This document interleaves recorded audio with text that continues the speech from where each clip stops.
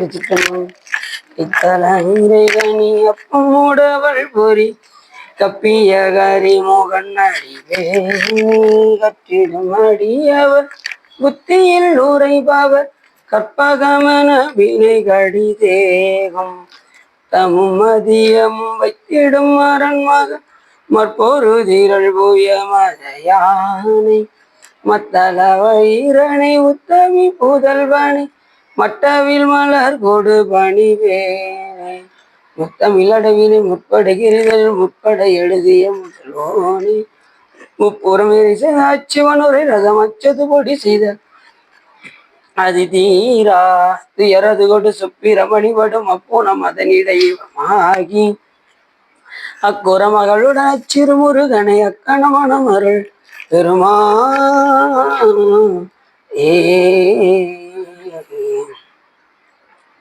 எந்தாயும் எனக்கருள் தந்தையும் நீ சிந்தாகுலமானவை தீர்த்தனையாள் கந்தா கதிர்வேலவனே உமையாள் மைந்தா குமரா மத்திநாயகனே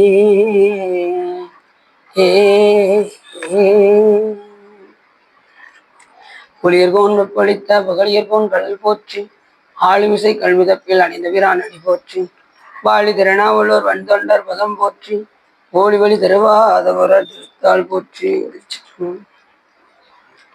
எல்லாம் வல்ல சிவகாமிபாளுடனாகிய வளர் வைத்தியநாத சுவாமியுடைய பெரும் கருணையினாலே நாம் சிவ தர்மோத்தரத்தில் கோபரவியல் பற்றி சிந்திப்பதற்கு திருவருளும் குருவருளும் அடியாரர்களும் அதன் அடிப்படையில் நாம் எப்போதுமே ஒரு பாடலை சிந்தித்து விட்டு சொல்வோம். அதன் அடிப்படையில் யாதே செய்யும் யாமல்லோம் நீயே எண்ணில் ஆதே செய்யும் அளவில் பெருமைய மாதேவாகிய வாய்மூர் மறைவினார் போதே என்றும் புகுந்ததும் பொய்களோ என்று அற்புதமாக பாடுகின்றார் நமது திருநாவுக்கரசர் பெருமான். இது என்ன சொல்ல வருகின்றார் என்று சொன்னால், யாதே செய்யும் யாமல்லோம் நீயே என்னில் ஆதே செய்யும் அளவில் பெருமையான். இந்த அடியார்கள்லாம் என்ன செய்வாங்க அப்படின்னா, பெருமானே எதுவுமே எங்களுடைய செயல் அல்ல, எல்லாம் உனது திருவருள் என்று இந்த அடியார்கள் எல்லாம் சொல்வார்கள். அதுக்கு தகுந்த மாதிரி சிவபெருமான் என்ன செய்வாராம், சிவபெருமான்கிட்ட போய் எல்லாம் போய் கேட்பாங்க, சாமி இந்த அடியார்கள்லாம் எல்லாம் ஒன்று செய்யணும்னு சொல்றாங்களே அப்படியா அப்படின்னா, அடியார்கள் சொல்லிட்டாங்களா அப்படியே தான் அப்படிம்பா. அப்ப அடியார்கள் செயலை எல்லாம் தன் செயலாக சிவபெருமான் ஏற்றுக்கொள்கின்றார். அந்த அடியார்கள் விரும்புகின்ற காரணத்தினால், அந்த அடியார்கள் சிவபெருமான் மேல் கொண்ட பற்றின் காரணமாக எல்லாம் சிவபெருமான் செயல் என்று செய்கின்ற காரணத்தினால் அதை சிவபெருமானை ஏற்றுக்கொள்கின்றார். நாம எந்த ஒரு செயலை செய்தாலும் சிவபெருமான் திருவருள் என்று நாம் செய்தால் அந்த செயலுக்கு சிவபெருமானை பொறுப்பேற்று அதுல நல்லது வந்தாலும் கெட்டது வந்தாலும் எல்லாமே சுவாமியை பார்த்துக்கொள்கிறார். அது சொல்லும்போது மாணிக்கவாசக பெருமான் அழகா சொல்றாரு, நன்றே செய்வாய் பிழை செய்வாய் நானோ இதற்கு நாயகமே அப்படின்னார். நன்மை தீமை முழுதும் நீ அப்படின்னாரு. இன்னொரு கூறும் நாவை முதலாக கூறும் கரணங்கள் எல்லாம் நீ, தேரும் வகை நீ, திகைப்பு நீ, தீமை நன்மை முழுதும் நீ அப்படின்னாரு. சாமி எல்லாமே நீ தான் அப்படின்ட்டு. நான் நல்லது செஞ்சாலும் கெட்டது செஞ்சாலும் எல்லாம் உன்னுடைய திருவருள் சாமி, எனக்குன்னு ஒரு அறிவு கிடையாது, எனக்குன்னு ஒரு செயலும் கிடையாது அப்படிங்கிற உணர்வோடு இருக்கின்ற அடியார்களை சிவபெருமானுக்கு ரொம்ப பிடிக்கும். இப்ப எல்லாருமே என்ன செய்யறாங்க, நான் செஞ்சேங்க, நம்ம வேலையை எடுத்து பாருங்க அப்படின்னு நம்ம வேலை, நான் இல்லாம அந்த வேலை நடந்துருமா அப்படிங்கிறாங்க. எல்லாம் நம்மளுடைய கைவண்ணம் தான் அப்படிங்கிறாங்க, எல்லாம் என்னாலதான் நடக்குது அப்படிங்கிறாங்க. இப்படி செய்யறதுனால என்ன ஆகுது, மறுபடியும் மறுபடியும் மறுபடியும் மறுபடியும் மறுபடியும் பிறகு வந்து கொண்டே இந்த யான் எனதுங்கிற செருக்க ஒழிக்காம எல்லாம் சிவபெருமான் திருவருள்ங்கிற எண்ணம் நமக்கு வரவே வராது. எப்போ வரும் அப்படின்னா, யான் எனதுங்கிற செருக்கு போனதுக்கு அப்புறம்தான் எல்லாம் இறைவன் செயல் என்கின்ற எண்ணம். இந்த செயலை நம்ம செஞ்சுக்கிட்டே இருந்தோம்னா எல்லாம் சிவபெருமான் திருவருள் திருவருள் திருவருள் செஞ்சுக்கிட்டே இருந்தோம்னா இந்த யான் எனதுங்கிறது இல்லாமல் போயிடும். யான் எனதுங்கிற செருக்கு இல்லாமல் போய்விடும். அது போயிடுச்சுன்னா அடுத்த நிமிஷமே நமக்கு என்ன வந்துடும், ஞானம் உண்டாயிரும். ஞானம் வந்ததுக்கு அப்புறம் மோட்சம் உண்டாயிரும். அதான் சொன்னாரு வள்ளுவர் 2 குறள் வச்சார், வையத்தில் வாழ்வாங்கு வாழ்பவன் வானுரையும் தெய்வத்தில் வைக்கப்படும் அப்படின்னாரு. இந்த உலகத்துல நான் ஒழுக்கமா இருப்பேன், யாருக்கு தீங்கு செய்ய மாட்டேன், ஆனா கடவுளை வணங்க மாட்டேன் அப்படிம்பாங்க. அப்படி உள்ளவங்க கூட என்ன செய்வாங்க, மேக்சிமம் வானலோகம் வரைக்கும் போயிடுவாங்க. ஆனா யான் எனதுங்கிற செருக்கு அறுக்கிறவங்க தான் அந்த வானோருக்கும் உயர்ந்த உலகமாகிய சிவலோகத்தை போய் சென்று அந்த பேரின்பத்தை அனுபவிக்க முடியும். மற்ற யாரும் அங்க போக முடியாது. அப்ப நம்ம எந்த செயலை செய்யும் போதும் ஏதேது செய்திடினும், ஏதேது பேசிடினும், ஏதேது சிந்தித்து இருந்திடினும், மாதேவானின் செயலே என்று நினதருளாலே உணரின் என் செயலே காண்கிலேன், என் செயலே காண்கிறேன். ஏதேது செய்திடணும், ஏதேது பேசிடணும், ஏதேது சிந்தித்து எழுந்திடணும். சும்மா உட்காந்து சிந்திச்சா கூட சாமியை சிந்திக்கணும். பேசுனா சிவபெருமானை பத்தி பேசணும். எந்த ஒரு செயலை செஞ்சாலும் சிவபெருமான் திருவருள் என்று செய்யணும். இப்படி எல்லாமே அவனுக்காக ஆக்கிவிட்டோம் என்றால் நமக்கு வினை பயன் வந்து நம்மை துன்புறுத்தாது, வினையே நம்ம கிட்ட வராது. அந்த அளவுக்கு சாமி எல்லாத்தையும் பார்த்துக் கொள்கின்றார். அழகாக குஞ்ஞாசம் சொன்னார், ஏதேது செய்திடனும், ஏதேது பேசிடனும், ஏதேது சிந்தித்து இருந்திடனும் அதேவா நின் செயலே என்று உணரப்பெற்றேன் அப்படின்னார். அறியப்பெற்றேன்னு சொல்லல. அறிஞ்சிட்டா அடுத்த நிமிஷமே நாம் என்ன செஞ்சிருவோம், மறந்துடுவோம். ஆனா உணர பெற்றோம் என்றால் சாமியை நாம மறக்கவே மாட்டோம், அவனுடைய அன்பை நாம மறக்க மாட்டோம். அவனுக்கே நாம் ஆட்பட்டோம் என்றால் வேற எதையும் நாம சிந்திக்க மாட்டோம். அப்படி இந்த பாட்டுல மிக அருமையா சொல்றாரு, யாதே செய்யும் யாமல்லோம் நீயே என்னில். பெருமானே எல்லா அடியாரும் உன்னுடைய திருவருள் சொல்றாங்க. அப்படியா அப்படின்னா சாமி அப்படிதான்ப்பா அப்படின்ட்டு அவங்க சொல்லிட்டாங்கல்ல, அதுதான். ஆதே செய்யும் அளவில் பெருமையான் மாதேவாகிய, அழகா சொல்றாரு, வாய்மூர் மருவினார் அப்படின்னார். வாய்மூரில் இருக்கக்கூடிய பெருமானே அப்படின்னு இந்த பாட்டில் சொல்றாரு. இது எப்போ பாடப்பட்ட பாடல்னா, அப்படியே திருநாவுக்கரசு பெருமான் ரொம்ப வருத்தப்பட்டு அங்க திருமறை காட்டுல திருஞான சம்பந்த பெருமானும் திருநாவுக்கரசு பெருமானும் இவர் திறப்பதற்காக பாடல் பாடினார், அவரை மூடுவதற்காக பாடல் பாடினார். தனக்கு பக்குவம் இல்லை என்று அறிந்து வருத்தப்பட்டு கொண்டிருந்தார். அப்பொழுது சிவபெருமான் ஒரு அந்தனர் கோலத்துல வந்து அப்படியே அங்க போய் நிற்பாரு. அங்க பக்கத்துல போனா அங்க இருக்க மாட்டார், இன்னொரு இடத்துல இருப்பார். இப்படியே கடத்தி ஒரு 10 கிலோமீட்டர் கூட்டு போயிருக்காரு சிவபெருமான். அங்க போனா திருவாய்மூருங்கிற ஒரு ஊர் இருந்துச்சு.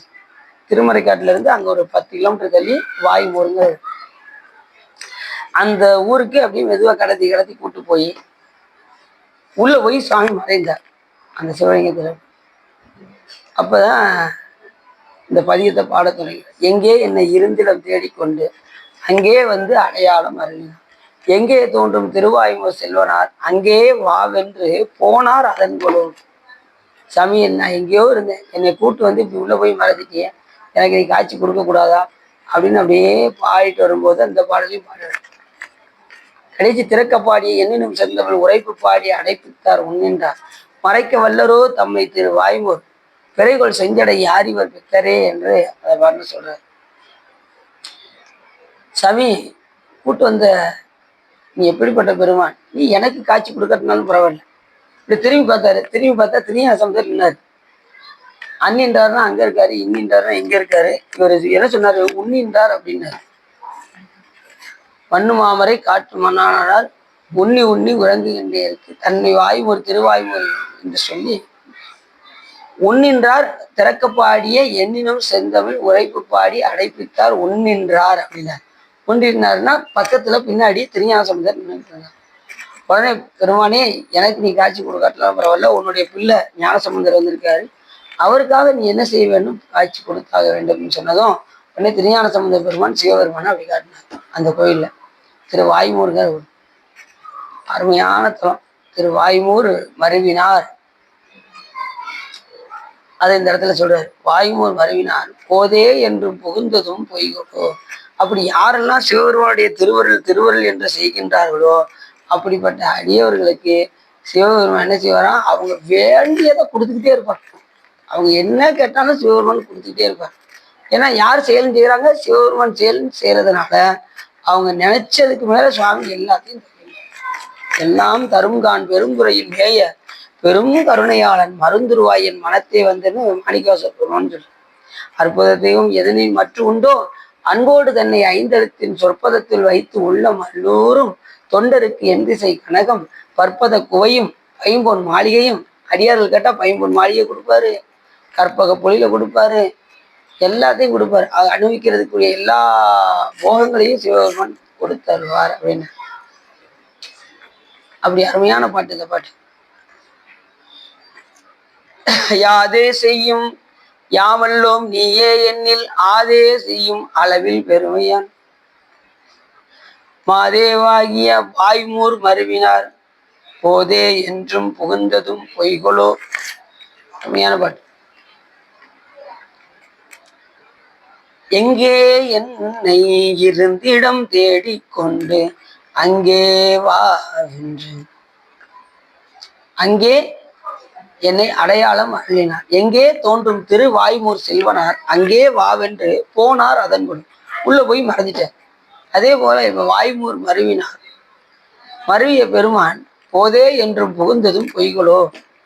இப்போது பெருமானே நீ எப்படியாவது எனக்கு காட்சி கொடுத்துதான் ஆக வேண்டும் என்று அவர் கேட்க, சாமி திருநாவுக்கரச பெருமானுக்கும் அந்த காட்சியை வழங்கினார். யாதே செய்யும் யாமல்லோம் நீயே எண்ணில் ஆதே செய்யும் அளவில் பெருமையான். அப்பேற்பட்ட பெருமையுடையவர் செய்வார். அடியார்கள் எது கேட்டாலும் இல்லைன்னு சொல்லாம கொடுத்துட்டே இருப்பார். ஆனா இந்த அடியார்கள் எப்படி இருக்கணும்னா, எல்லா செயலும் சிவபெருமான் திருவருள் என்று செய்தால் எல்லா செயலையும் தன் செயலாக ஏற்றுக்கொள்கிறார் சிவபெருமான். அப்படி செய்யும் போது கொடுங்க சார், அப்படி செய்யும் போது எப்படி ஆகும் அப்படின்னா, தன் செயலாக எண்ணி செய்யும் போது சிவபெருமானுடைய திருவருளாக எண்ணி செய்யும் போது நெருப்புல இரும்பை வைத்தால் அது எப்படி துருவை நீக்கி அந்த தன்மையாக மாறுகிறதோ அதே போல சிவபெருமானை நாம் போய் சார்ந்தால், அவனுடைய அன்பை நாம் பெற்றால், அவனுடைய திருவருள் என்று நாம் செய்தால், அந்த நெருப்பில் எப்படி அந்த இரும்பானது துருவை நீக்கி அதன் தன்மை ஆகிறதோ அதே போல நம்மளிடம் இருக்கக்கூடிய ஆணவமல அழுக்கு நீங்கி நாம் பேரின்பத்தை அடைவோம், சிவமாம் தன்மை பெறுவோம். சிவமாம் தன்மை பெற்றாச்சுன்னா நமக்கு என்ன உண்டாயிரும்? பேரின்பம் உண்டாயிரும். சிவபெருமான் மாதிரி நமக்கு முழு இன்பத்தை நம்ம அணிவிக்க முடியாது. அவர் பேரின்பமே வடிவாக இருக்கக்கூடியவர். நமக்கு எப்படி அப்படின்னா, நாம் அவரை சார்ந்தா நமக்கு அந்த இன்பம் கிடைக்கும். ஆனா முழுமை இன்பத்தையும் நம்ம அணிவிக்க முடியாது. ஓரளவுக்கு அணிவிக்கலாம், தன்மை பெற்றாலும் கூட. ஏன்னா அங்கேயும் சாமி என்ன செய்யறாரு? நம்மை ஆள்கின்றார். நாம எப்பயுமே இறைவனுக்கு அடிமை தான். அந்த திறத்தோடு தான் நம்ம எப்பயுமே இருக்க வேண்டும். இங்கேயும் நாம இறைவனுக்கு அடிமை, கேவல நிலையிலும் நாம இறைவனுக்கு அடிமை, இனி முக்தி காலத்துக்கு போனாலும் நாம இறைவனுக்கு அடிமை என்பதை நாம மறந்துடும். அது கடைசி பாட்டுல சொன்னாரு, அச்சோவை பாட்டு. என்ன பாட்டு? கடைசி அச்சோவை திருவாசகத்துல, முக்தி நெறி அறியாத மூர்க்கரோடு முயல்வேனை பக்தி நெறி அறிவித்து பலவினைகள் பாரும் வண்ணம் சித்தமலம் அறிவித்து சிவமாக்கிய ஆண்ட அத்தன் எனக்கு அருளியவாறு ஆறு பெறுவார் அச்சோவை. யாருக்கு நீ குட்டில நேற்று வைக்கல இல்லையா? நேற்று இருந்தாலும் வைக்கல. அத்தன் எனக்கு அருளியவாறு ஆறு பெறுவார் அச்சோவே சிவமாக்கி இணையாண்ட. சிவமாக்கினாலும் கூட அங்கேயும் சிவபெருமான் நம்மை ஆள்கின்றார் என்பதை நாம மறந்துவிட்டோம். அப்படி ஒரு அருமையான பாட்டு இந்த பாட்டு. யாதே செய்யும் யாமல்லோம் நீயே எண்ணில் ஆதே செய்யும் அளவில் பெருமையான் மாதேவாகிய வாய்மூர் மருவினார் போதே என்றும் புகுந்ததும் பொய்களோ என்று மிக அற்புதமாக பாடுகின்றார் நமது திருநாவுக்கரசர். அதனால எந்த ஒரு செயலை செய்தாலும் சிவபெருமான் திருவருள் என்று நாம் செய்ய வேண்டும். அப்படி செய்தால் சிவபெருமானே அதை ஏற்றுக்கொண்டு இந்த அடியார்கள் அசையோடு கேட்கின்றார்கள் என்று தன்னையே கொடுக்கறதுக்கு சிவபெருமான் தயாராக இருக்கார். தன் பேரின்பத்தை இந்த உயிர்களுக்கு தருவதற்கு தயாராக இருக்கிறார். அது மட்டும் இல்லாமல் இந்த உலக வாழ்வையும் சிவபெருமான் தருவதற்கு தயாராக இருக்கிறார். இங்க உள்ள போகங்களையும் அனுபவித்து துய்ப்பித்து அதுக்கப்புறம் முடிவுல பேரின்பத்தையும் சிவபெருமான் தந்தருளுகின்றார். அப்ப இப்பேற்பட்ட கருணையாளர் பாருங்க சாமி. சரி, அப்படி வந்துருமா நமக்கு? அந்த எல்லாம் சிவபெருமான் செயல்ங்கிற அந்த தன்மை நமக்கு வந்துருமா? எளிமையா வந்துருமா அப்படின்னா வராது. அது எப்படி வரும்னா, அடியார் திருக்கூட்டத்துல இருந்தால்தான் வரும், இல்லைன்னா வராது. நான் 108 பாட்டு எழுதியிருக்கேன், திருப்பூர் 108 எழுதியிருக்கேன். நானே ஒத்தையில் எழுதுனேன்னா பாருங்களேன், யாட்டி கையில கொடுத்து எடுக்கலையே, நானே தான் எழுதுனேன் அப்படின்னா நாம எழுத முடியும்? நம்மளால எழுத முடியுமா? திருவருளால, சுவாமி திருவருளால எழுதினோம். நம்மளால ஆகக்கூடிய காரியம் நான் எழுதணுங்கிற உணர்வோடு எழுதினோம்னா நம்மளால திருப்புகளை எழுத முடியாது, திருவாசகத்தையும் எழுத முடியாது. பெருமான் திருவருள் என்று செய்தால் நம்ம 4 நாள் 3 நாள் எழுதி முடிச்சிடலாம். இல்லைன்னா நாள் கணக்காக உட்காந்து எழுதிக்கிட்டே இருக்க வேண்டியதான். அவன் திருவருள்னு சொல்லி எழுதுனா நீங்கள் பாப்பா இந்த 4 நாள் எழுதி இந்த நோட்டை கொடுத்துட்டேன். 4 நாள் தான்.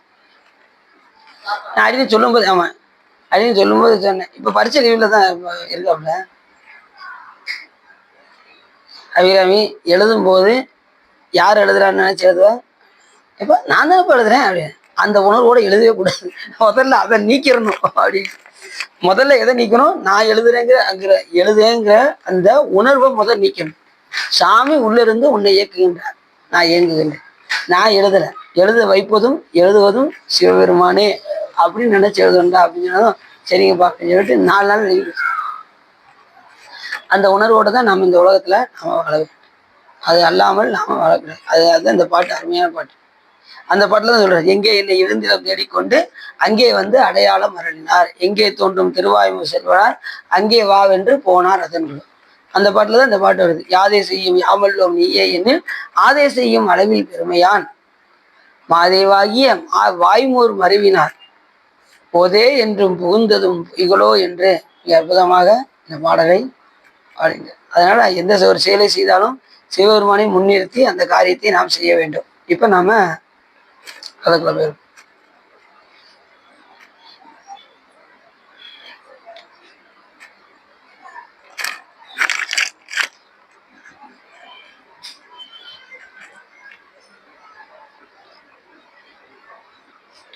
தானம் செய்து பொருந்திய ஆணையற்றின் உரோமம் ஒன்றுக்கு தான் பெற்ற அச்சிவலோகத்தில் 1000 தேவ வருடம் போகும் தீர்ப்பார்.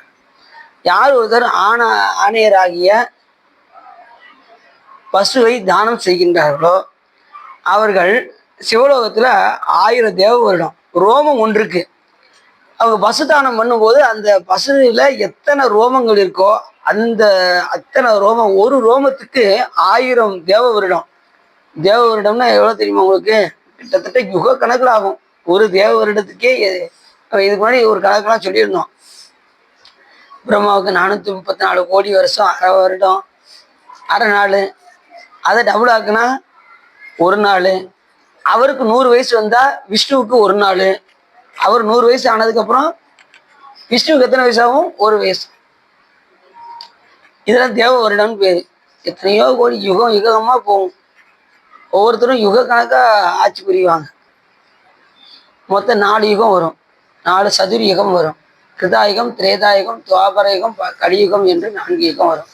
ஒவ்வொரு வருஷமும் சில பேர் 3000ங்கிறாங்க, சில பேர் 5000ங்கிறாங்க. இப்போ மகாபாரத நிகழ்வு வந்து 5000 வருஷம் ஆச்சு.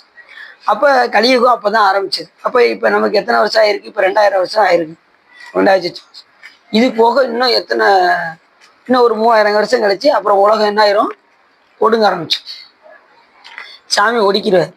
இப்படி தேவ வருடங்கள் 1000 தேவ வருடம் அந்த போகத்தை போய் சிவலோகத்தில் போய் துய்ப்பார்கள் பசுதானம் செஞ்சார். அதில் ஒரு ரோமத்துக்கு அதில் ஒரு எப்படியும் எத்தனை ரோமம் இருக்கும்? வால் பகுதியில். அது மாதிரி அது உடம்புல எத்தனை ரோமம் இருக்கும் யோசிச்சு பாருங்க. அப்படி நீங்க பார்த்தீங்கன்னா முடி நிறைய இருக்கும், பார்த்தீங்கன்னா தெரியும். அது லேச வெள்ளையா இருக்கும், தெரியும். அதுல ரோமம் ஒன்றுக்கே 1000 தேவ வருடம் அப்படின்னா அப்ப ஒரு பஸ்ல எத்தனை இருக்கோ அத்தனை தேவ வருடம் வந்து அந்த போகத்தை இந்த உயிரானது தூய்ப்பிக்கும். சிவபெருமானது பசு நிறைவில் நல்ல ஆணையரும் ஒப்பற்ற பசுதானம் செய்து நிறுத்தினவர்கள் மேன்மையோடும் புத்திர பௌத்திரத்தோடு இத்தன்மையை பெற்று பலன்களை பெறுவார்கள். அதை ஆர்வத்தோட பசுதானம் செய்கின்றவர்கள், தானம் செய்து அதை தொடர்ந்து செய்கின்றவர்கள் புத்திர பாக்கியத்தையும் அடைவார்கள். நல்ல புத்திரம் வேணும், எனக்கு நல்ல புத்திரம் வேணும், எனக்கு இறை வழிபாடுடைய புத்திரம் வேணும் அப்படின்னா பசுதானம் செஞ்சா நல்ல புத்திரம் கிடைக்கும். சில பேர் பார்த்தீங்கன்னா அவங்க அதை சொல்றாங்க, இவங்க இதை சொல்றாங்க, போய் பசுவை கொடுத்துட்டு வந்தா போதும் அப்படிங்கிற மாதிரி சில பேர் எப்படியாவது கொண்டு போய் கொடுத்துட்டு முடிச்சு விட்டு வந்துடணும்னு நினைக்கிறாங்க. அதை பசுதானம் பண்றது பிரச்சனை கிடையாது. அதை பராமரிக்கிறதுக்கு நாம் என்ன செய்யணும், அதுக்கு தேவையான பொருட்களை வாங்கி கொடுக்கணும். நீங்கள் பசுதானம் செய்கிறது பிரச்சனை கிடையாது. அதுக்கு ஏதாவது ஒன்று ஆச்சுன்னா யாருக்கு தான் படியாகும், நமக்கு தான் படி. அதுக்கு அப்பப்போ எதெல்லாம் வாங்கி கொண்டு போய் கொடுக்கணும். அதுக்குதான் எல்லாரும் நிறைய பேர் என்ன செய்கிறாங்க அப்படின்னா, கோயிலில் கொண்டு போய் ஒப்படைச்சிடுறாங்க. இப்போ வீடுகளெல்லாம் போய் கொடுக்குறது கூட யோசிக்கிறாங்க. ஏன்னா அப்படி வீடுகளில் கொண்டு போய் கொடுத்தா அதுக்கு தேவையானதெல்லாம் நீ வாங்கி கொடுக்கணும் அப்படிங்கிறதுக்காக கோயிலில் கொண்டு போய் அப்பாட கடமை முடிஞ்சிச்சு அப்படின்னு சொல்லி கொடுத்துட்டு ஓடியாந்துடுறாங்க. அப்படி பசு தானம், சரி ஒரு பசுவை நீங்கள் தானம் செய்கிறதுக்கு எவ்வளோ ரூபா செலவாகும்? 50,000 ஆகுமா, 1,00,000 ஆகுமா? அவ்வளோ செலவிடணும். அப்படி முடியாதவர்கள் என்ன செய்யலாம் அப்படின்னா, அந்த பசுவுக்கு தேவையான அவத்துக்கீரை, அருகம்புல் இந்த மாதிரி போய் பறித்து கொண்டு போய் அதுக்கு கொடுத்தா அந்த பலனில் பாதி பெறலாம். இந்த பசுதானம் செய்த பலனில் பாதி தானத்தை. ரெண்டாவது, பசுக்கு தேவையானது எல்லாமே எதுனாலும் சரி, புல், வாழைப்பழம் ரொம்பவும் கொடுக்கக்கூடாது. கொடுத்தா அதுக்கு இது வந்துடும், ஜன்னி மாதிரி வந்துடும். அதனால ரொம்ப வாழைப்பழம் கொடுக்கக்கூடாது. எதுவுமே அளவுக்கு மீறி எதையும் கொடுக்கக்கூடாது. அது மாதிரி இப்போ கோயில்களில் பசு வச்சுருக்காங்கன்னு வச்சுக்கோங்களேன். நான் இந்த பசு இருக்குது, நான் இந்த செட்டு போட்டு கொடுக்குறேன் அப்படின்னு சொல்லி அந்த மாதிரி செய்யலாம். அதுவும் தானத்துக்கு நிகரானது. நான் அதை உள்ள ஃபேன் போட்டு கொடுக்குறேன், அந்த செட்டுக்குள்ளே ஃபேன் போட்டு கொடுக்குறேன். இந்த மாதிரி செய்யலாம். தானம் கொடுக்க முடியாதனாலும் இதை செய்யலாம். அப்படிங்க தானம் கொடுத்தீங்கன்னா மற்ற இதெல்லாம் செய்யணும், அது பராமரிப்பதற்கு தேவையான. ஆனால் செஞ்சால் 1000 தேவ வருடம் எங்கே இருக்கலாம், சிவலோகத்தில் வச்சுக்கலாம். பசுவை பாதுகாக்கிறதுனா சாதாரண விஷயம் கிடையாது. அதே மாதிரி அதை வதைச்சாலும் எவ்வளோ பெரிய பாவம் தெரியுமா அவங்களுக்கு. ஆனால் பரிகாரம் சொல்லப்பட்டிருக்கு. பசுவை வதைச்சா பரிகாரம் இருக்குது. ஆனால் அந்த பரிகாரம் செய்தாலும் கூட மறுபடியும் மண்ணுலகத்தில் பிறந்து வேதனைப்படத்தான் செய்யணும். அந்த நேரத்தில் தப்பிச்சுக்கலாம், அவ்வளோதான். பரிகாரம் செஞ்சால் அந்த நேரத்தில் தப்பிச்சுக்கலாம். மறுபடியும் அதனுடைய பயனை அது கொடுத்து தான். நான் இப்போ பசு வேதனை செய்தவர்கள்லாம் எப்படின்னு பார்த்தீங்கன்னா, பசு மந்தையில் நல்லா கவனமாக கேளுங்க. பசுவினுடைய மந்தையில் ஒரு மாதம் அங்கே இருக்கணும். அங்கே காணும் சார், வராங்களா? சரி, உள்ளே வந்துருச்சு. அவ்வளோ சரி. ஒரு மாதம் மந்தையில் இருக்கும். அப்புறம் ஒரு மாதம் இல்லை, 12 ஆண்டுகள். எத்தனை ஆண்டு? 12 ஆண்டுகள் பசு மந்தையில் இருக்கணும். அது வெயிலில் அடித்தா நாமளும் வெயிலில் நிற்கணும், அது மழையில் நனைஞ்சா நாமளும் மழையில் நனையணும். அது மாதிரி நம்ம சாப்பிடக்கூடாது, பட்னியாக கிடக்கணும். உயிர் போகிற நிலை வரும்போது ஒரு காய்கனிகளை மட்டும் பறித்து சாப்பிட்டுக்கலாம். இதெல்லாம் பசு வதைச்சா, ஒரு பசு வதைச்சதுக்கு இவ்வளவு பரிகாரம் செஞ்சாலும் போகாது. அந்த நேரத்தில் தப்பிச்சுக்கலாம், அவ்வளோதான். அதனால ரொம்ப கவனமாக இருக்கணும். பசுவை முடிந்த அளவுக்கு தானம் செய்யுங்க. இல்லையா இந்த மாதிரி தர்மங்களாக செய்யுங்க. பசுவுக்கு தேவையானதெல்லாம் வாங்கி கொடுங்க. செட்டு போட்டு கொடுங்க, ஃபேன் அமைச்சு கொடுங்க. அது நடந்து போகிறதுக்கு என்னென்ன தேவையோ அந்த சில பேர் பார்த்தீங்கன்னா, அந்த பசு நடந்து போகிறதுக்கு அந்த காலில் ஏதோ ஒன்று கொடுப்பாங்கல்ல, அந்த மாதிரி ஏதாவது பசுக்கு தேவையானதை அவத்திக்கீரை கொண்டு போய் கொடுங்க. சில பேர் பார்த்தீங்கன்னா அவத்திக்கீரை சாப்பிடுன்னு சொல்லி ஏகப்பட்டதை வாங்கி அது அமாவாசை ஆயிடுச்சுன்னா பசுவை ஒரு வழி பண்ணிடுவாங்க. பசுவை சாப்பிடு, இங்கே பாரு, இந்தான்னு போட்டு அதை திணிச்சு அதை சாப்பிட வைக்க கூட அவங்க வர்ற பாடு. அது வேண்டாம்னு சொல்லி இது விட மாட்டாங்க. நான் மெனக்கேட்டு வாங்கிட்டு வந்திருக்கேன், பசுவே இந்தா சாப்பிடு அப்படின்னு போட்டு திணிப்பாங்க.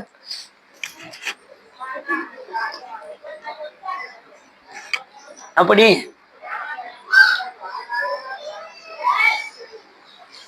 தானம் செய்வது புத்திர பாக்கியமும் கிடைக்கும். வாகனமாக ஏறி இடவங்களை செலுத்துபவர்கள் தீரா நரகத்தை சேர்வார்கள். அதை பசு மேலே ஏறி உட்காந்து போனாங்கன்னா அவங்க தீவாய் நரகிடை இட்டு யமவதை நாம கண்டிப்பாக அனுபவிக்கணும். அதனால பசு மேலெல்லாம் என்ன செய்யக்கூடாது, ஏறி உட்காரக்கூடாது. அதை வாகனமாக ஆக்கி போகக்கூடாது. அதாவது மாடு மேய்க்கிறது வண்டி பூட்டி வண்டியில தான் உட்காரணுமே தவிர மாடு மேலே உட்காரக்கூடாது. அதுதான் சொல்றது. இப்போ அது அப்படிதான் சொல்லுது, வாகனமாக ஏறி இடவங்களை செலுத்துபவர்கள். அப்போ அதுவே குற்றம்தான்.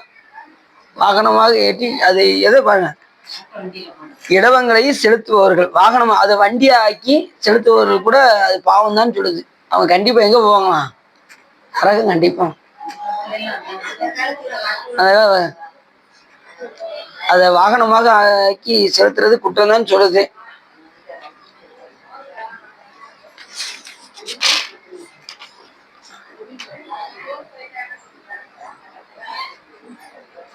அப்படி அதை செய்யாம இருந்தான் அப்படின்னா அவன் எங்க போனா தேவலோகத்தை போய் சேருவான். அப்படி செய்யாது இருந்தான், வாகனமாக்கி செய்யாம இருந்தான்னா அந்த காலத்துல என்ன செய்வாங்க, வாகனமாக்காம பசு எழுதி ஏறு பூட்டி விழுவாங்க பார்த்துருக்கீங்களா, வண்டி ஆக்காம ஏறு பூட்டி விழுவாங்க. அப்படி செய்யலாம். அதை விடுத்துட்டு மேலே ஏறி உட்காந்து அதை வாகனமா சேர்த்தி அதை போட்டு பாடா படுத்துறது வந்து ரொம்ப பாவம் நமக்கு நோய். ஆனா நீங்க இப்ப பல இதெல்லாம் பார்த்துருக்கீங்களா, அதை ஏறு பூட்டி விடுவாங்க பார்த்துருக்கீங்களா, அப்படிதான் செய்யும்.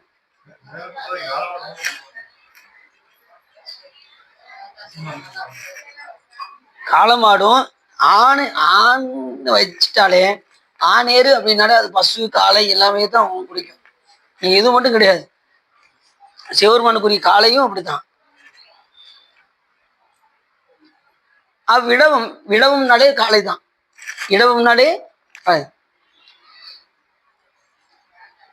அப்படி அந்த ஊர்தலை தடைபடுத்தாத மன்னவன், அந்த ஊர்ல இருக்கிற மன்னன் வந்து இப்படி செய்யக்கூடாது அப்படின்னு அவன் தடுக்கல அப்படின்னா, தடுக்கலனாலும் மன்னர் என்ன செய்வாராம், நரகத்தில் போய் இருப்பாராம். இது வாகனம் ஆகக்கூடாது அப்படின்னு அவர் ஒரு சட்டம் போடணுமா அரசன் வந்து, அப்படி சட்டம் போடலைனாலும் அது குற்றம் அப்படின்னு சொல்ற. பாவ ஆன்மாக்கள் மலட்டு பசுவை ஆயினும் விடைக்கொடியுடைய சிவபெருமானது இடவங்களை ஆயினும். இப்ப சிவபெருமான் எதுல வருவாரு, தான். இப்ப அடுத்த நிமிஷம் இவங்க கேட்ட கேள்விக்கு வந்துருச்சு. சிவபெருமானுடைய விடைவாகனமாக விளங்கக்கூடிய இடவங்களை ஆயினும் பாரமான பண்டங்களை சுமக்கும்படி செய்வித்தால், அதுல நிறைய பண்டங்களை ஏற்றி செய்வித்தாலும் அதுவும் குற்றம்.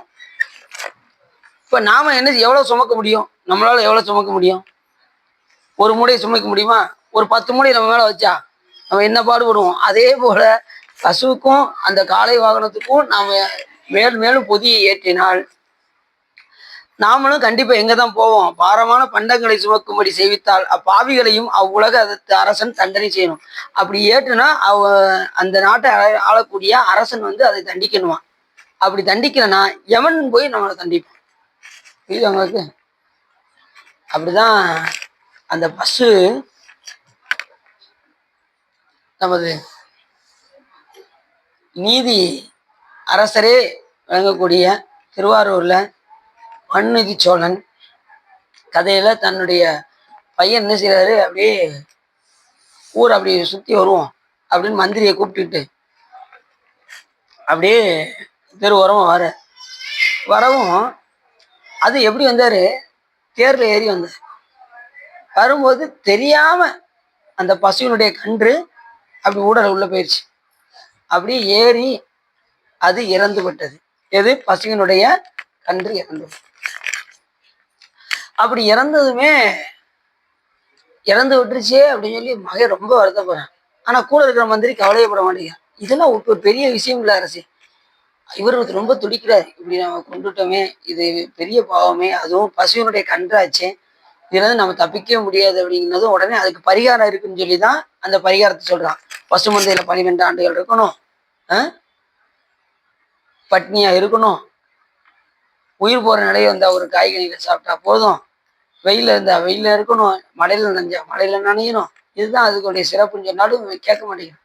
ஏன்னா அவருக்கு தெரியுது இது குற்றம்னு தெரியுது. தெரிஞ்சு என்ன நமக்கு பாவ விமர்சனம் கொடுத்தாலும் அதை நம்மளை விட்டு நீங்காது என்று தன்னுடைய பையன் விரும்பு. இப்ப எல்லாருமே பாத்தீங்கன்னா, இப்ப கோயில் எல்லாம் பாத்தீங்கன்னா எத்தனையோ பேர் பாருங்க, நான் நிறைய பாவம் செஞ்சிருக்கேன்னு சோசியர் சொல்றாரு. இந்த பாவத்தை நீக்கிறதுக்கு என்ன செய்யணும், அதை அனுபவிச்சு தீர்த்துட்டா இந்த பிறவில முடிஞ்சிடும். நாம என்ன செய்வோம், சோசியர்கிட்ட போய் கேட்டு அவர் வந்து என்ன செய்ய ஒரு பரிகாரம் சொல்லுவாரு. அந்த பரிகாரம் செஞ்சாலும் அந்த நேரத்துக்கு நீங்க தப்பிச்சுக்கலாம், அவ்வளவுதான். ஆனா மறுபடியும் அதனுடைய பாவம் வரத்தான் செய்யும். ரெண்டாவது, பரிகாரம் எல்லாம் மனதால் செய்யக்கூடியதுக்கு தான் பரிகாரம். நீங்க புறத்துல செய்யறதுக்கெல்லாம் பரிகாரமே கிடையாது. ஒருத்தர் ஓங்கி அடிச்சிங்கன்னு வச்சுக்கோங்க, அதுக்கு பரிகாரம் கிடையாது. அது மனதால் செய்வீங்க பாருங்க, வினைகள் எத்தனையோ செய்வீங்க பாருங்க. இப்படி விடு விடு இப்படி வளர்ந்துட்டானே, நம்ம கண்ணுக்கு முன்னாடியா இப்படி வளர்ந்துட்டு போனோம், நம்ம இப்படியே இருக்கோம், அவன் இப்படியே போய்கிட்டே இருக்கான் அப்படின்னு நம்ம நினைச்சோன்னு வச்சுக்கோங்க. அதுக்கு பரிகாரம் நீங்க பரிகாரம் செய்யலாம். ஆனாலும் அந்த பரிகாரம் முடிஞ்சதுக்கு அப்புறம் அந்த நேரத்துல தப்பிச்சுட்டு மறுபடியும் அதை நினைப்பு இருக்கதான் செய்யும். சரி பார்த்தீங்கன்னா இவெல்லாம் பிடிக்காத ஆள அடிக்கிற மாதிரி நினைக்கிறது, மனதால நம்ம நிறைய பாவங்களை எல்லாம் செய்வோம். அதுவும் 6 கோடி மாயாசக்திகள் தம் தம் மாயைகள் தொடங்கின அப்படின்னே சொல்றாரு மாணிக்கவாசகர். அப்படி எத்தனையோ பாவங்களை எல்லாம் நம்ம செஞ்சுக்கிட்டே இருப்போம். செகண்ட்ல 6 கோடி மாயாசக்திகள் மயக்கி நம்ம அத்தனை வினைகள் செய்யறோம்னா அப்ப ஒவ்வொரு நாளும் எவ்வளவு வினைகளை நம்ம சேர்க்கிறோம்னு யோசிச்சு பாருங்க. இப்ப சாமி அத்தனை இதுல இருந்து நம்மளை என்ன செய்யறாரு, நம்மளை தடுத்து ஒவ்வொரு நிலையிலும் நம்மளை காப்பாத்திக்கிட்டே தான் இருக்கு. ஒவ்வொரு பேர்ல அதுலயும் நிறைய வினை கணக்கு கொள்முதல வச்சுக்கிட்டு கொஞ்சம் கொஞ்சமா தான் அனுப்பி வைக்கிறாரு. மொத்த வினையும் நம்ம தூக்கி கொடுத்தாருன்னு வச்சுக்கோங்க. சாமியும் அவ்வளவு கருணையுடையவரா இருக்காரு. இப்ப மாட்டு வண்டியை எப்படி பொத்தி சுமத்தக்கூடாதுன்னு சொல்றாரு சாமி, எழுதி வச்சதுதானே.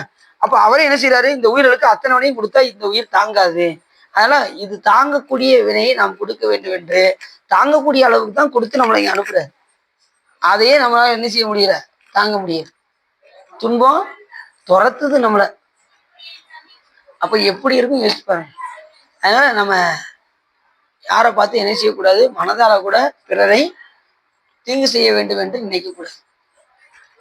அது மாதிரி பரிகாரம் இருந்தாலும் கூட அந்த நிமிஷம் அந்த வினைகளை நாம் அனுபவித்து தீர்த்தால் அந்த வினைகளால நமக்கு என்ன வராது, பிறவி வராமல். பரிகாரம் செய்யணும்னு போனா மறுபடியும் என்ன வந்துடும், அதுக்கு அதை வினையை அனுபவிப்பதற்கு மறுபடியும் ஒரு பிறவி வந்து நாம் அனுபவிக்க வேண்டிய சூழ்நிலையில் வரும். பரிகாரம் அந்த நிமிஷம் செஞ்சிருவீங்க, நல்லாயிரும். ஆனா மறுபடியும் அந்த வினை பயன் பாக்கி இருக்கும், மறுபடியும் ஒரு பிறவி எடுத்து வந்து நாம அதை அனுபவிக்க வேண்டும். அது அந்த நிமிஷமே அந்த வினை பயனை என்ன செஞ்சிடணும், அனுபவிச்சு நுகர்ந்து விட வேண்டும். ஒரு துன்பம் வருதா, வரட்டும், எல்லாம் சிவபெருமான் திருவருள்னு சொல்லி அதை அனுபவிச்சு தீர்த்த வேண்டியது. ஒரு இன்பம் வருதா, எல்லாம் சிவபெருமான் திருவருள்னு சொல்லி அதை அனுபவிச்சு தீர்த்து, அவ்வளவுதான். நமக்கு என்ன வராது, மேல் வினை வராது, ஆகாமியான வராது. இப்படி நம்ம இந்த வாழ்க்கையை நாம் இப்படியே நாம் போய்க்கொள்ளே. அப்படி இவர் எவ்வளவு உபகாரம் சொல்லி இவர் கேட்கவே இல்லை. யாரு, பையன், மன்னிச்சனுடைய பையன். உடனே தந்தைக்கு தெரிய வருது, அது பசு போய் ஆராய்ச்சி மணி அடிக்கி.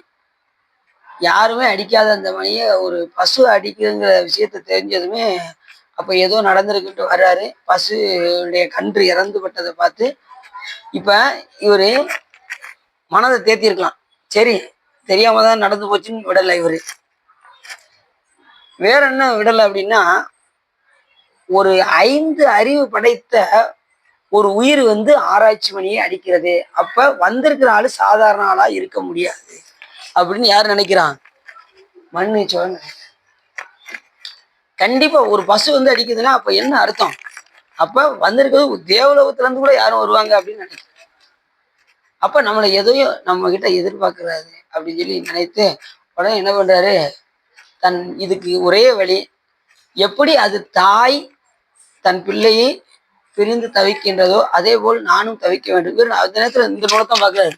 இப்ப அதுதான் வரப்போகுது, இந்த நூல்ல இப்ப வரப்போகுது பாருங்க.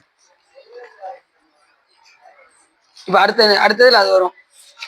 அது எப்படி சொல்லணும்னா, பசுக்களை வருத்துவோர்களுக்கு வருத்தம் செய்யாத அரசன் மிகுந்த தீக்குழி நரகத்தில் வருவான். அப்படி அந்த பசுக்கு செய்ய வேண்டிய இதை செய்யல அப்படின்னா இவன் தீக்குழி நரகத்துல போய் விடுவான் அரசன்.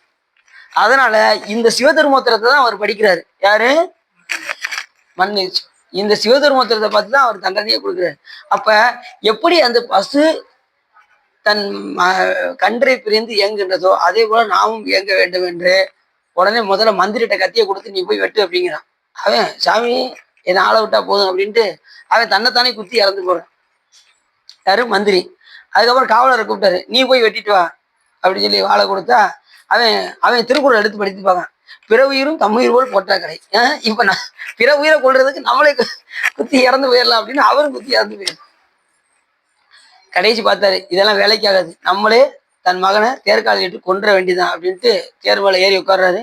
அந்த பையன் ரொம்ப சந்தோஷமா இருக்கு, ஏன்னா அந்த வேதனையை நாமளும் அடைய வேண்டும் என்று அப்படியே தரையில படுத்து இருந்தாராம். அப்படி சிவசிந்தனையிலே இருந்தாராம். பையன் எப்படி இருப்பான்னு யோசிச்சு பாருங்க. சிவசிந்தனையிலே அப்படியே பார்த்து இருந்தாராம். அப்படியே தன் மகனை தேர்காலில் இட்டதுமே உடனே அவர் சொன்னாராம், மன்னிச்சு பெருமானே, நீ சொன்ன கடமையை நான் நிறைவேற்றிட்டேன், இனி காப்பது உன் கடன் அப்படின்னு தன் மகனை தேர்கால இடுறாரு. அடுத்த நிமிஷமே சிவருமான் வந்து அதுக்கு காட்சி கொடுத்தாரு. காட்சி கொடுத்து இறந்தவங்களும் உயிரோடு எழுந்து வரான். தன் மகன் இறந்து வரான். அந்த பசுங்கன்று உயிரோட வருது. அதுக்கப்புறம் அந்த மந்திரி உயிரோட வர்றான். இப்போ அவங்கெல்லாம் உயிரோட வரல அப்படின்னா நமக்கு இன்னைக்கு மன்னிச்சோனுடைய கதை நமக்கு கிடைக்கும். எவ்வளோ சிறப்பு! பசுவுக்கு அவ்வளோ சிறப்பு. அதில் எல்லா தேவர்களும் வாசம் செய்கின்ற காரணத்தினால் பசுவை நாம் என்ன செய்யணும்? பேணி பாதுகாக்க வேண்டும், போற்ற வேண்டும். எங்கே பசு இருந்தாலும் அதை நாம் என்ன செய்யணும்? வணங்க வேண்டும். அதில் பசு இருந்ததுன்னா உங்கள் வீட்டு பக்கத்தில் இருக்குல்ல சார், பசு நிறைய இருக்குல்ல, ரோடு நிறைய வருதா, பசுவை பார்த்த நேரத்தில் நம்ம அதை வணங்கணும். வணங்கணும்னாலும் குற்றம். ஆணையராகிய பசுவை நாம் வணங்க வேண்டும். அப்போ எப்படி சொல்லுது பாருங்க நூல். அப்பசுக்களை கொடுத்தவர்கள் இந்த பலன்களை பெறுவார்கள். மாலையன் மாண்ட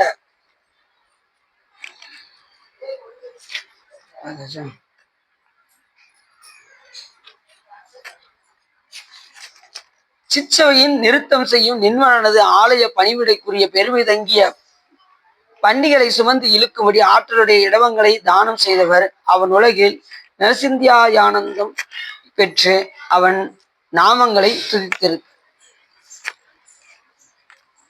ஆலய பணிக்காக சுமந்து இழுக்கும்படி ஆற்றலுடைய இடவங்களை தானம் செய்பவர்கள். கோயில் பணிக்கு மட்டுமே இருக்கக்கூடிய அந்த இடம் இருக்கு பாருங்க, காலை, அதை தானம் செய்தவர்கள் எங்க போவாங்கன்னா சிவருமானுடைய நாமத்தை எப்போதும் துதிக்கக்கூடியவராக வந்து பிறப்பார்கள். கோயிலுக்கு பணி செய்வதற்காக அந்த இடவங்களை கொண்டு போய் கொடுத்தார். உடம்பிழைந்த பசுக்களை பார்த்து மனம் இறங்கி இவற்றின் வெளிவை தீக்க தாய் என்று கேட்டு வாங்கி அவற்றை வளர்த்தவன் சிவலோகத்தை சேர்ந்து உலத்தில் ஓயாக இருப்பான். ஒரு பசு வந்து ரொம்ப உடம்பு இழைச்சிக்கிட்டே போகுதுன்னு வச்சுக்கோங்க, ஐயோ ரொம்ப இழைச்சிக்கிட்டே போதே அப்படின்னு பார்த்து மனம் இறங்கி அந்த வெளியை வந்து தீர்க்க வேண்டும் என்று யார் இறைவனிடம் வேண்டுகின்றார்களோ அவர்கள் எங்க போவாங்க? சிவலோகத்துக்கு போவாங்க. இப்போ ஒரு நம்ம தினசரி பார்க்கிங்க, ஒரு பசுவை பார்க்கிங்க, அந்த பசு திடீர்னு ஒரு நாள் மெலிஞ்சிக்கிட்டே போகுது. என்ன காரணம்?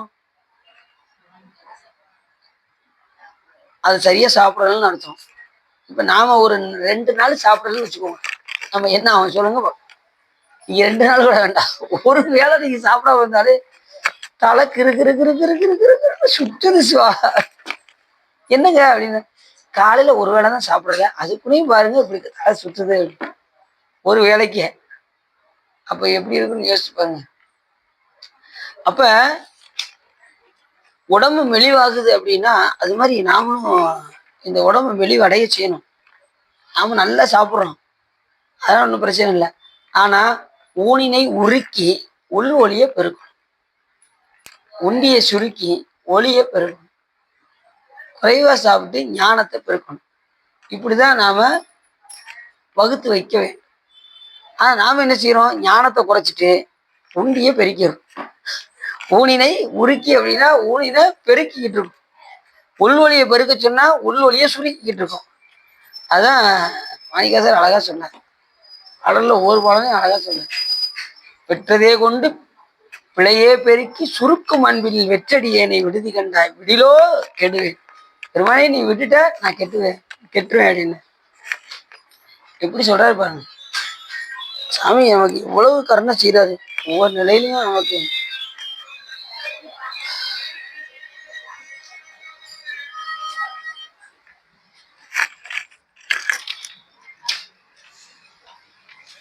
இப்படி ஒவ்வொரு நிலையிலையும் நமக்கு கருணை செய்கின்ற அந்த பெருமானை நாம் என்ன செய்யக்கூடாது? மறக்கக்கூடாது. அப்ப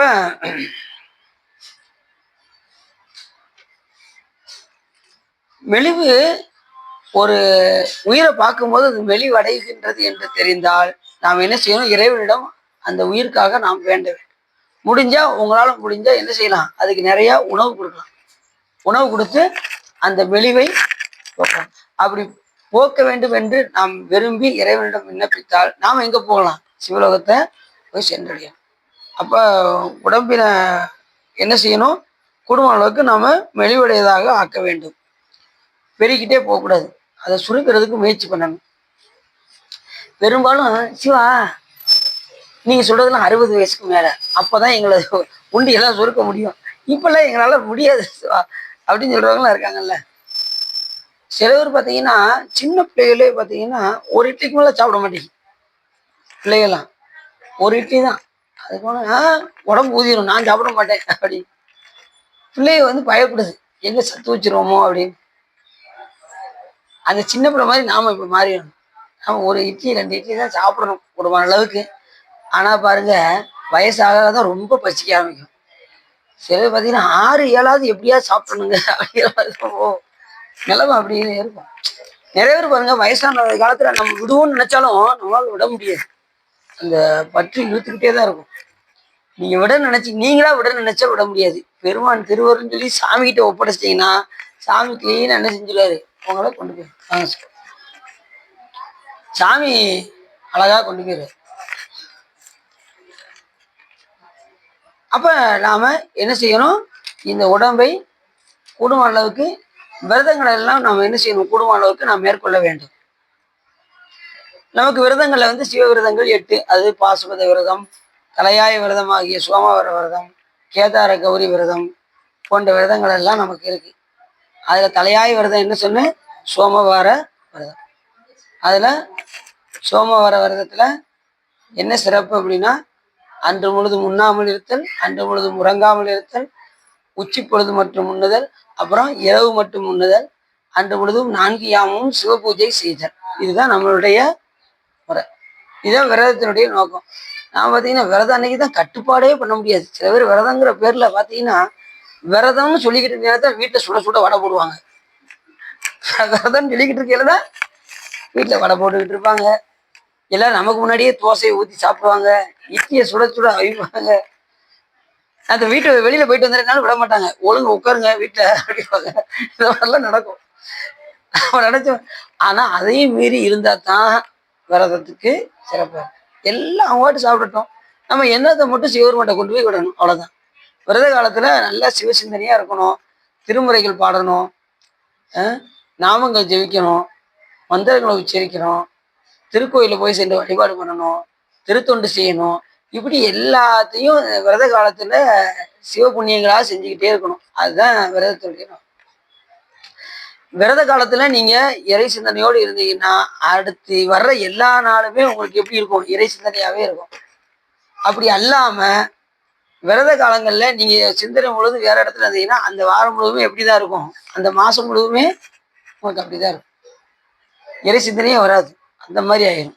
அதனால குடும்ப அளவுக்கு விரத காலங்களை எல்லாம் பயன்படுத்தி 2வது விரதம் நம்ம எதுக்கு இருக்கோம் அப்படின்னா விரதம் ஒரு வேளை இருக்கும்போது உங்களுக்கு எப்படி பசியை பொறுக்க முடிய மாட்டேங்கிறதோ அதே போல பிற உயிர் தம்மிடம் வந்து கேட்கும்போது நாமளும் அந்த உணவை அளிக்க வேண்டும் என்கின்ற விருப்பம் நம்மளிடம் இருந்து வரும்.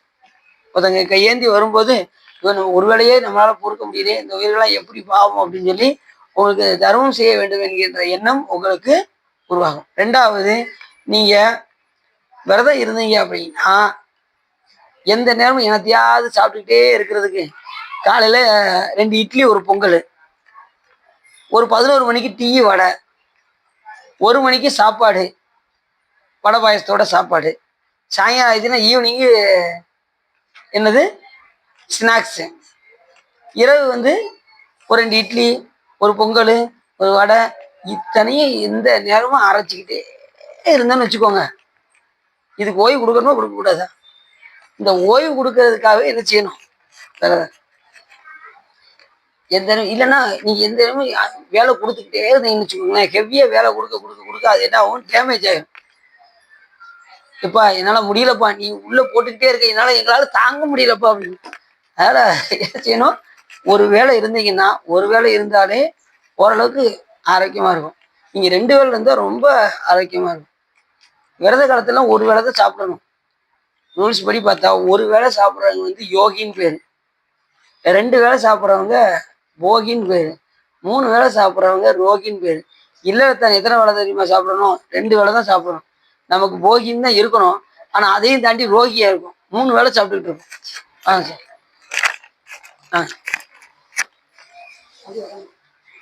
நம்ம எத்தனை வேலை சாப்பிட்டுக்கிட்டு இருக்கோம்? 3 வேளை சாப்பிடும். அப்ப எப்படி சரியா வரும் பாருங்க. எப்போ பார்த்தாலும் சாப்பிட்றத பத்தியே சிந்தனையாவே இருக்கக்கூடாது. எப்போ பார்த்தாலும் சாப்பிட்ற சிந்தனை. நீ காலைல எழுந்திரிச்சிட்டோமா, இன்னைக்கு சிவபெருமானை எப்படி ஒரு 1008 தடவையாவது அந்த மந்திரத்தை உச்சரிச்சோம். 108 மட்டும் விட்டுறக்கூடாது. அது ஒரு 1008 ஆக்கணும். அப்படிங்கிற சிந்தனையிலே இருக்கும். எல்லாரும் நினைக்கிறாங்க அந்த 108 தடவை சாயங்காலம் ஒரு 108 தடவை போதும்ல அப்படின்னு நினைக்கிறாங்க. ஒரு நாளைக்கு 1 கோடி தடவை சொல்லணுமா மந்திரத்தை. சொல்லிடுவீங்களா? 1 கோடி தடவை. நீங்க ஒண்ணு முதல்ல ஒரு 108 சொல்லுங்க. இதுக்கப்புறமா பார்ப்போம். இந்த 108 பார்த்தீங்கன்னா கண்ணை மூடக்குனியும் எங்கெங்கேயோ சிந்தனை போயிருக்கு. நாங்கள் வேகமா எண்ணிட்டு இருக்கோம். நீங்க 1008 லட்சம் அப்படிங்கிறீங்க அப்படின்னா அது 1 கோடி தடவை சொல்லணுமா. அந்த அளவுக்கு சிறப்புடையது. மந்திரம்னா எந்த நேரமும் சொல்லிக்கிட்டே இருக்கணும். முடிந்த அளவுக்கு ஏத்திக்கிட்டே இருக்கணும். இந்த உயிர்களுக்கு அப்பப்ப நமக்கு கடைசி துணைக்கு வருவது எதுனா நீங்க சொல்லக்கூடிய மந்திரங்கள். நீங்க ஜெபமாலையெல்லாம் வச்சு எண்ணும் போது நீங்க மறந்துடுவீங்க, சாமி மறக்க மாட்டார். நெக்குளாரும் மிகப்பெருகி நின்று அக்கு மாலை கொடு அங்கையில் எண்ணுவார். அந்த சாமி எண்ணிக்கிட்டு இருப்பார், அங்கையில் எண்ணுவார். தக்க வானவராய் தகுவிப்பது நக்கன் நாமம் நமச்சிவாய். நீ இங்க சொல்ற நமச்சிவாயா அங்க சாமி கணக்கு எழுதிக்கிட்டு இருப்பார். ஓ அப்படியா, சரி. சில பேர் பார்த்தீங்கன்னா இன்னைக்கு 108 தடவை சொல்லிட்டோம், சாயங்காலம் ஒரு 108 தடவை சொல்லிட்டோம். இப்படி என்னமும் இருக்கக்கூடாது. பாட்டு ஜெபமாலை வச்சு 102 தடவை மாலையை உருட்ட வேண்டியது. சாயங்காலம் துஞ்சிருள் காலை துஞ்சிருள் மாலை 2 வேளையும் என்ன செய்யணும், அனுஷ்டானம் பண்ணணும். எங்களுக்கு ஒரு தடவை அனுஷ்டானம் பண்றதுக்கே ரொம்ப இதா இருக்கு. 2 வேளை பண்ணா ரொம்ப சிறப்பு. காலையும் மாலையும். காலையில 4 to 6, சாயங்காலம் 4 to 6. சில பார்த்தீங்கன்னா இஷ்டத்துக்கு அனுஷ்டானம் பண்றாங்க. நைட்டு 10 மணிக்கு, சாயங்காலம் 8 மணிக்கு. பெரும்பாலும் ஒன்று காலையில 4 to 6, இல்லைன்னா சாயங்காலம் 4 to 6. 6 மணிக்குள்ள என்ன செஞ்சிடணும், அனுஷ்டானம் பண்ணி முடிச்சு. சரி.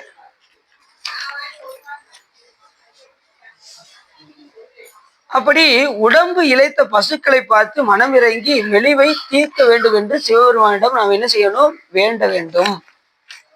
அது மாதிரி ஒருத்தர் பார்த்தீங்கன்னா ஒரு உயிர் பார்த்தீங்கன்னா ரொம்ப குச்சியா இருப்பாங்க.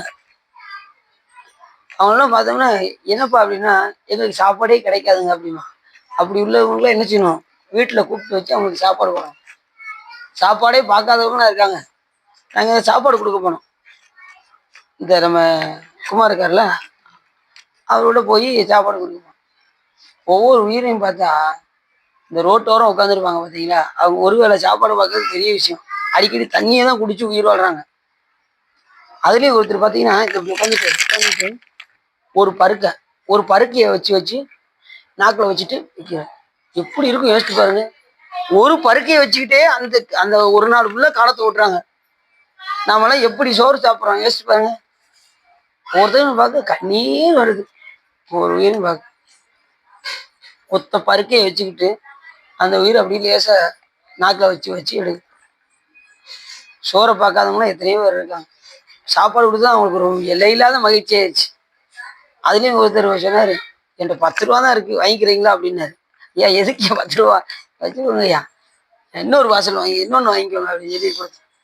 அது ரொம்ப மகிழ்ச்சியாக இருந்தது. எப்போ வந்தாலும் இங்கே தான் இருப்பீங்களா அப்படின்னா, எப்போ வந்தாலும் நான் இங்கே தான் இங்கேயே தான் இருப்பேன் அப்படின்னாரு. ஆனால் மறுவட்டம் போகும்போது அவர் ஆளை காணும். ஒவ்வொருத்தரும் நினைச்சா ரொம்ப வேதனையாக இருக்கு. சாமி நம்மளை எப்படி வச்சிருக்காருன்னு இறைவனுடைய கருணையை நாம நினைச்சோம். நம்ம 3 வேளை நல்லா சாப்பிட்றோம், நல்லா வேலைக்கு போகிறோம், உடம்பெல்லாம் நல்லா திடமாத்திரம் தான் இருக்கு. இருந்தாலும் நம்ம என்ன செய்ய மாட்டேங்கும், கோயிலுக்கு வர மாட்டேங்கும், வழிபாடு அரிது மனிதராய் பிறத்தல் அரிது, அதிலும் கூன் குருடு செவிடு நீங்கி பிறத்தல் அதை விட அரிது, அதிலும் தானமும் தவமும் நயத்தல் இதுன்னு இருக்கும்போது என்ன செய்யணுமா, தானமும் தவத்தையும் செஞ்சுக்கிட்டே இருக்கு. அடுத்தனாரு கன்றுகளுக்கு 2 மாதம் வயிறு நிறைய பால் குடிக்கும்படி செய்து அது வாய் நுரைகளை நீரால் கழுவி பசுவின் பாலை கறந்து சிவபெருமானுக்கு அன்பான நெஞ்சோடும் அபிஷேகம் செய்வித்தோர் சிவலோகத்தை அடைவார். பசுவுக்கு நல்ல பாலை கொடுத்து செஞ்சு அது அன்போடு என்ன செய்யணும், அந்த பாலை நாம கறத்து உடனே நாம குடிச்சிடக்கூடாது, பாலை நம்ம குடிக்கக்கூடாது. சாமிக்கு அபிஷேகத்துக்கு தான் என்ன செய்யணும், பயன்படுத்த வேண்டும். இப்போ நம்ம என்ன செய்யறோம், காலையில ஒரு 300 பால், மதியம் ஒரு 300 பால், எவ்வளவு வாங்கி குடிக்கிறோம். அதெல்லாம் குற்றம்னு சொல்லுது. பால் அபிஷேகத்துக்கு தானே ஒழிய நமக்கு. கண்டுகளுடன் தாய் முளைப்பாலை வயிறு நிறைய குடித்து நீங்கும் கால் தெரிந்து அப்பாலை கறந்தவர்கள் உறுதியாக சேரும் இடைவெளியில் முற்கூறிய சிவலோகமே. அப்படி வயிறு நிறைய என்ன செய்வாங்க, அந்த தாய் முளைப்பாலை வயிறு நிறைய குடித்து நீங்குங்கால். கன்றுகள் எப்படி அந்த தாய், இப்ப பசுக்கு நீங்க கொடுத்தீங்கன்னா கன்று என்ன செய்யும், அதனுடைய பாலை குடிக்குமா? அப்ப இது நல்லா என்ன செய்யும், வளரும். மாணிக்காசர் இதை வச்சுக்கிட்டு என்ன பண்ணாரு, மாணிக்காசர் ஒரு பாட்டு அந்த கடைசி ஆனந்த மாலையில, தாயாய் முளையை தருவானே தாராதொழிந்தாள் சவலையாய் நாயேன் கழிந்து போவேனோ நம்பி இனித்தான் நல்விதியே. தாயே என்று உன் தாளடைந்தேன் தயா நீ என்பால் இல்லையே.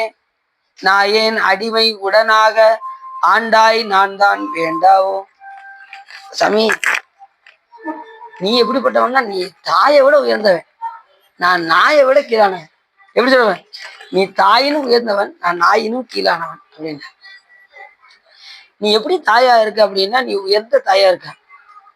3 வகை தாயில பால் நினைந்தூட்டும் தாயினும் சால பறிந்து நீ பாவியனுடைய ஊனினை உருக்கி உள்வொளி பெருக்கி உழைப்பில்லாத ஆனந்தமாய தேனினை சொரிந்து புறம்புறம் தெரிந்த செல்வமே சிவபெருமானே, நான் தொடர்ந்து உன்னை சிக்கன பிடித்தேன் எங்கிருந்து அழுவது இனி என்கிறார். அந்த அளவுக்கு நீ தயாபரன். நீ எப்படிப்பட்டவன்னா, தாயை விட உயர்ந்தவன், பால் நினைந்து விட்டும் தாயினும் விட நீ உயர்ந்தவன். நான் எப்படிப்பட்டவன்னா, நாயிற்கும் கடைப்பட்டவன், நாயினும் கடையேன். அதுல எப்படி நாயினும் கடையேன், சிறு நாயினும் கடையேன் அப்படின்னாரு. நாயிலே சின்ன நாய்க்கும் நான் கடைப்பட்டவன் அப்படின்னு எவ்வளவு சொல்றாரு பாருங்க. சாமி என்னை சவள குழந்தையா ஆக்கிறாரு அப்படின்னாரு. சவள குழந்தை எப்படி இருக்கும் பார்த்துருக்கீங்களா, எப்படி இருக்கும், அப்படியே சவள குழந்தைன்னா அப்படி இருக்குமா, நல்லா தெரியுமா சவள குழந்தைன்னா அதானா?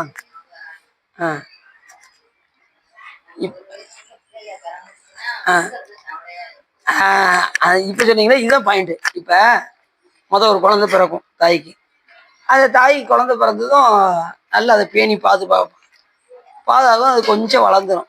வளர்ந்ததுக்கப்புறம் 2வது ஒரு குழந்தை பிறக்கும். 2வது குழந்தை பிறந்ததும் மூத்த குழந்தைய என்ன செய்வாங்க, அதையும் பேணி பாதுகாப்பாங்களா? இல்லை, அதை விட்டுருவாங்க. இப்ப பிறந்த குழந்தைக்கு என்ன செய்வாங்க, அதுக்கு தேவை, அது என்ன, அது பார்த்துட்டு போனா கொண்டு போய் விடுவதும், அதை தூக்கிட்டு வருவதும், அதுக்கு பால் கொடுப்பதும், அதையே கொஞ்சம் அந்த நேரத்தில் அந்த குழந்தை இப்படி பார்த்துட்டே இருக்கும். அம்மா கூட இப்படி போய் இப்படி பார்க்கும், பார்த்து சவளையா இருக்கும் அந்த குழந்தை, சவள குழந்தையா இருக்கும். அப்படி பார்த்து நினைச்சிருக்குமா. அப்ப சாமி நான் அந்த சவள குழந்தை மாதிரி சாமி, உனக்கு புதுசா அடியார் கிடைச்சது, என்னைய சவள குழந்தைய ஆக்கிட்டியா சாமி அப்படிங்காரு. மாணிக்கவாசர் எப்படி சொல்றாரு பாருங்க.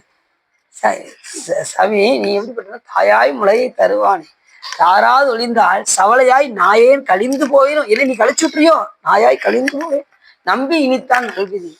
தாயே என்று உன் தாள் அடைந்தே, பெருமானே நீயே எனக்கு சரணாகதி, தாயே என்று உன் தாள் அடைந்தேன் தயா நீ என்பால் இல்லையே. நாயேன் கழிந்து போவேனோ நம்பி இனித்தான் நல்கு. நாயேன் அடிமை உடனாக, நான் உனக்கு ஒருவனுக்கே அடிமைப்பட்டவன், நாயேன் அடிமை உடனாக ஆண்டாய் நான் தான் வேண்டாம். சாமி நான் உனக்கு வேண்டாமா? அந்த பிள்ளை எப்படி, ஏமா உனக்கு புதுசா இருந்த குழந்தைய நான் உனக்கு வேண்டாமாமா அப்படின்னு அந்த குழந்தை கேட்கும்ல, அது போல புதுசா உனக்கு அடியர் வந்தது நான் வேண்டாமா சாமி அப்படிங்கிறாரு. எப்படி கேட்கிற பாருங்க. சவளையாய் நாயேன் கழிந்து போவேனோ நம்பி இனித்தான் நல்குதி. தாயே என்று உன் தாள் அடைந்தேன் தயா நீ என்பால் இல்லை. நாயேன் அடிமை உடனாக ஆண்டாய் நான் தான் வேண்டாவோ. சாமி நான் வேண்டாமா சாமி, என்னை எப்படியாவது ஏத்துக்கோ சாமி, எப்படியாவது எனக்கு அருள் செஞ்சிரு, எப்படியாவது இந்த பிறவிலேருந்து என்னை தப்பிச்சு ஓட வச்சிரு, போதும் எனக்கு பிறவி போதும். என்னைக்கு பிறவி போதுங்கிற நினைப்போதோ அடுத்த நிமிஷம் நாம இங்க இருக்க மாட்டோம். இப்ப நம்ம இங்க இருக்கோம்னா என்ன காரணம், இன்னும் உலகத்தை அனுபவிக்கணும்னு நமக்கு விருப்பம் இருக்கு, இன்னும் சொந்த பந்தங்கள்லாம் பார்க்கணும், இன்னும் நிறைய இட்லி பொங்கல் வடை பூரியெல்லாம் சாப்பிடணும், வேற என்ன ஆசை இருக்கு, நிறைய எண்ணில்லாத ஆசைகள்லாம் நம்ம கிட்ட இருக்கு. அதெல்லாம் கொஞ்சம் கொஞ்சமா அந்த பற்றெல்லாம் கொஞ்சம் என்ன செய்யணும், ஒதுக்கணும், அறுக்கணும், உலக பந்தங்களை கொஞ்சம் கொஞ்சமா துறக்கணும். பந்த பாசம் அறுக்க வல்லாது. அந்த பந்த பாசத்தை சாமி உடனே நீக்கிற மாட்டாரு. எப்படி உருவாராம், பாசம் எனும் தாள் உருவத்தான் செய்வாராம். படக்குன்னு எடுத்துதான்னு வச்சுக்கோங்க, உங்களால தாங்க முடியாது. அதனால பாசம் எனும் தாள் மெதுவாக தான் பந்த பாசங்கள்ல இருந்து வெளியில வர முடியும். அதான் நந்தினாவும் நமச்சிவாய என்னும் சந்தையால் தமிழ் ஞான சம்பந்தன் சொல் சிந்தையால் மகிழ்ந்து ஏத்தவல்லார் எல்லாம் பந்தபாசம் அறுக்க வல்லார்களே. இப்ப இந்த ஏரிகள் எல்லாம் போயிட்டீங்கன்னா பாசம் அப்படியே படிஞ்சிருக்கும் பார்த்துருக்கீங்களா? அதுல ஒரு கல்லை விட்டு எறிங்க, அந்த பாசம் என்ன ஆகும்? விலகி கொஞ்ச நேரத்துல என்ன ஆயிரும்? மறுபடியும் மூடிடும். மூடுவா மூடாதா? அப்ப என்ன செய்யணும்? அது விளையிறதுக்கு கல்லை விட்டு எரிஞ்சுக்கிட்டே இருக்கணும். அப்படின்னாதான். அதே போல இறை வழிபாடு பண்ணிக்கிட்டே இருக்கணும். அப்படின்னாதான் பாசம் விலகும். பண்ணாம விட்டுட்டோம் அப்படின்னா அடுத்த நிமிஷமே பந்த பாசம் நம்மள சொல்லுது. உங்களுக்கு எப்படி அந்த பாசத்தை விளக்குவதற்கு கல்லை கொண்டு எரிந்து கொண்டே இருக்கின்றோமோ அதே போல வழிபாடு செய்து கொண்டே இருக்க செய்தால் ஒழிய நம்ம என்ன செய்ய முடியாது? பந்த பாசத்தை அதுக்கு ஒரு எளிமையான வழி இருக்கு. அடியார்களுக்கு செஞ்சுக்கிட்டே இருந்தா பாசத்தை அறுக்க தவலோகம் ஒன்றில் சார பண்ணி சரீகிரிய யோகம் தன்னில் சாராமை நவமாகும் தத்துவ ஞானத்தை நல்கி நாதன் அடிக்கமலங்கள் நடிவிக்கும் தான். அடியார்களுக்கு நல்லா செஞ்சுக்கிட்டே இருந்தா எங்க போயிடலாம்? பந்தவாசத்துல ஈஸியா அறுத்துட்டு டக்குன்னு தவலோகத்துக்கு போயிடலாம். அங்க இந்த மாதிரி டைரக்டா சிவபெருமன்ட்ட போயிடலாம் அப்படின்னு நமக்கு நூல் சொல்லுது. அதனால அதுக்காக நூலில் சொல்லியிருக்கு அப்படின்னு நீங்க 10 வருஷம்லாம் அறுத்துட்டேன், நான் சாமிகிட்ட போறதுக்கு ரெடி ஆயிட்டேன்னு சொல்லி வீட்டை விட்டு வெளியே வந்துடாதீங்க. சொற்பொழிவுல சிவா சொன்னாரு அவ்வளோ இது பண்ணிடுறாரு. அதாவது இதெல்லாம் எதுக்காகன்னா நீங்க தெரிஞ்சுக்கணும். தெரிந்து கொண்டு இப்படி எல்லாம் இருக்கு சூழ்நிலைகள், அப்படி இருக்கு. அப்ப நம்ம இந்த உலகத்துல வாழும்போது தாமரை இலையில தண்ணி ஒட்டாதவாறு நாம வாழ வேண்டும். கணவன் மனைவியோட இருந்தாலும் கூட எப்படித்தான் வாழணும்? தாமரை இலையில தண்ணி ஒட்டாதவாறு தான் வாழணும். இப்ப நம்ம ரொம்ப ஒட்டி இருக்கோமோ ஒட்டலையாங்கிறது எதுல தெரியும்னா, இப்ப சொந்த பந்தத்துல ஏதாவது ஒண்ணுன்னா நம்ம கண்ணு கலங்கிரும். உடனே அதுக்கு ஏதாவது செய்யணும்னு தோணும். மற்றவங்களை பார்த்தாலும் அதே சிந்தனை இருந்துச்சுன்னா நமக்கு இறைவன் உள்ள குடி கொண்டிருக்காருன்னு அர்த்தம். மற்றவங்களை பார்த்தா அந்த எண்ணம் நமக்கு வரல அப்படின்னா இன்னும் நம்ம சொந்த பந்தத்தை தான் அதிகமாக நேசிக்கிறோம், மற்றவங்கள நேசிக்கலன்னு தெரிஞ்சுக்கலாம். இப்ப நம்ம பிள்ளைய எப்படி பேணி பேணி பாதுகாக்கணும்? தூக்கி கொஞ்சிரும், வீட்டுக்கு கூட்டு போறோம், அதுக்கு ஏதாவது கொடுக்குறோம். ஆனா அடுத்த பிள்ளை வந்துருச்சுன்னா எப்பா உங்க வீட்டுக்கு போ, ரொம்ப சொல்லிக்கிட்டே இருக்குப்பா அப்படின்னு சொல்ல மாட்டோம். அடுத்த பிள்ளைலாம் சாதாரணமா போச்சு. அடுத்த பிள்ளையும் யாரு கொடுத்தது நல்லா மறந்துடக்கூடாது. ஒவ்வொரு குழந்தையும் கொடுப்பது யார் என்றால் சிவபெருமான் என்பதை மறந்துடக்கூடாது. அடுத்த குழந்தையும் பிறர் குழந்தையும் தன் குழந்தை போல பார்க்கணும். அப்பதான் நமக்கு ஞானம் வந்திருக்குன்னு தெரியும். அதுலயும் அடுத்த வீட்டு பிள்ளைங்க நம்ம வீட்டு பிள்ளைய லேசா அடிச்சிருச்சுன்னு வச்சுக்கோங்களேன், கதையே வேற. இங்க இருந்து ஒரு துடுப்பக்கட்டையை எடுத்துக்கிட்டே தான் போவாங்க. உன் பையனை கொஞ்சம் கூப்பிடுங்க, இங்க பாருங்க அப்படின்னு துடுப்பக்கட்டையை காமிச்சுக்கிட்டு, என்ன என் பையன் என்ன செஞ்சான் அப்படின்னு அவங்க உள்ள இருந்து இவங்க துடுப்பக்கட்டையை எடுத்துவாங்க. அவங்க உள்ள இருந்து ஒரு அருவாளோடய வருவாங்க வெளியில. என்ன அப்படின்றது அவங்க ஒன்றும் இல்லையே துடுப்பக்கட்டைக்காக மட்டும் ஒன்றும் இல்லையே சொல்லுவாங்க. அது அருவாளம் பார்த்தோம். என்ன என்ன என்ன கூப்பிட்டீங்க அப்படின்றது, நானும் சும்மா இந்த வெளியில எடுத்து இந்த வெட்டுறதுக்காக வந்தேன் அப்படின்னு. உன் பையன் என் பொண்ணை அடிச்சுட்டானாமே அப்படிம்பாங்க. அந்த மாதிரிலாம் இருப்பாங்க. நீ வெளியில வாடா உன்னை நான் வச்சுக்கிறேன் அப்படின்ட்டு அவங்க அம்மாவுக்கு தெரியாதனால அந்த பையன் வந்தான்னு நல்லா சாத்துன்னு சாத்திட்டு வேற பையன் தான் அடிச்சான்னு சொல்லி போய் சொல்லிடுறது. இந்த மாதிரி ஆளுகள்லாம் இருக்காங்க. நான் அடி நிறைய பாக்குறேன், கண்ணால பாக்குறேன். அதனாலதான் சொல்றேன். இந்த அம்மா இவன் பையனை அடிச்சிட்டான்னு சொல்லி அடிச்சு போட்டு அவனை வேற ஆள் அடிச்சாங்கிற மாதிரி கதை சொல்லுது.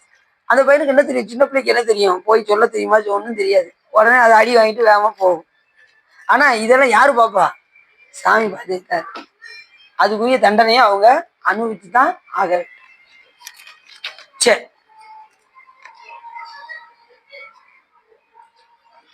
பகைவர்கள் அதனால கன்று தாய் முளைப்பாலை வயிறு நிறைய குடித்து அந்த பாலை கறந்தவர்கள் உறுதியாக சேருமிடம் யாதனின் சிவலோகமே என்று நினைத்து அந்த தாய் முளைப்பாலை என்ன செய்யணும்? அந்த கன்றுக்கு எடுத்து கொடுக்க. உள்ளத்தில் விழுந்த ஆசையால் கன்றுக்கு பால் குறைவாக எதுவும் கொடுத்தோம் அப்படின்னா அந்த பாதகர்கள் நரகத்துல போய் என்ன செய்வாங்க? வீழ்வார்கள். நரகத்தில் முழுகுதல் தொலைந்த பின்பும் அப்பாவத்தால் தொடுத்து வருகின்ற சரீரங்கள் எல்லாம் கடுமையான பசி பிணி சேர்ந்து நின்று வருத்தும். அதோட தாய் முளைப்பால என்ன செய்யணும்? கன்றுக்கு தாய் என்ற அந்த பசுமாலை கொண்டு போய் அதுக்கு கொடுக்கணும். கொடுக்காமல் விட்டாலும் கூட குற்றம்னு நமக்கு சொல்லுது.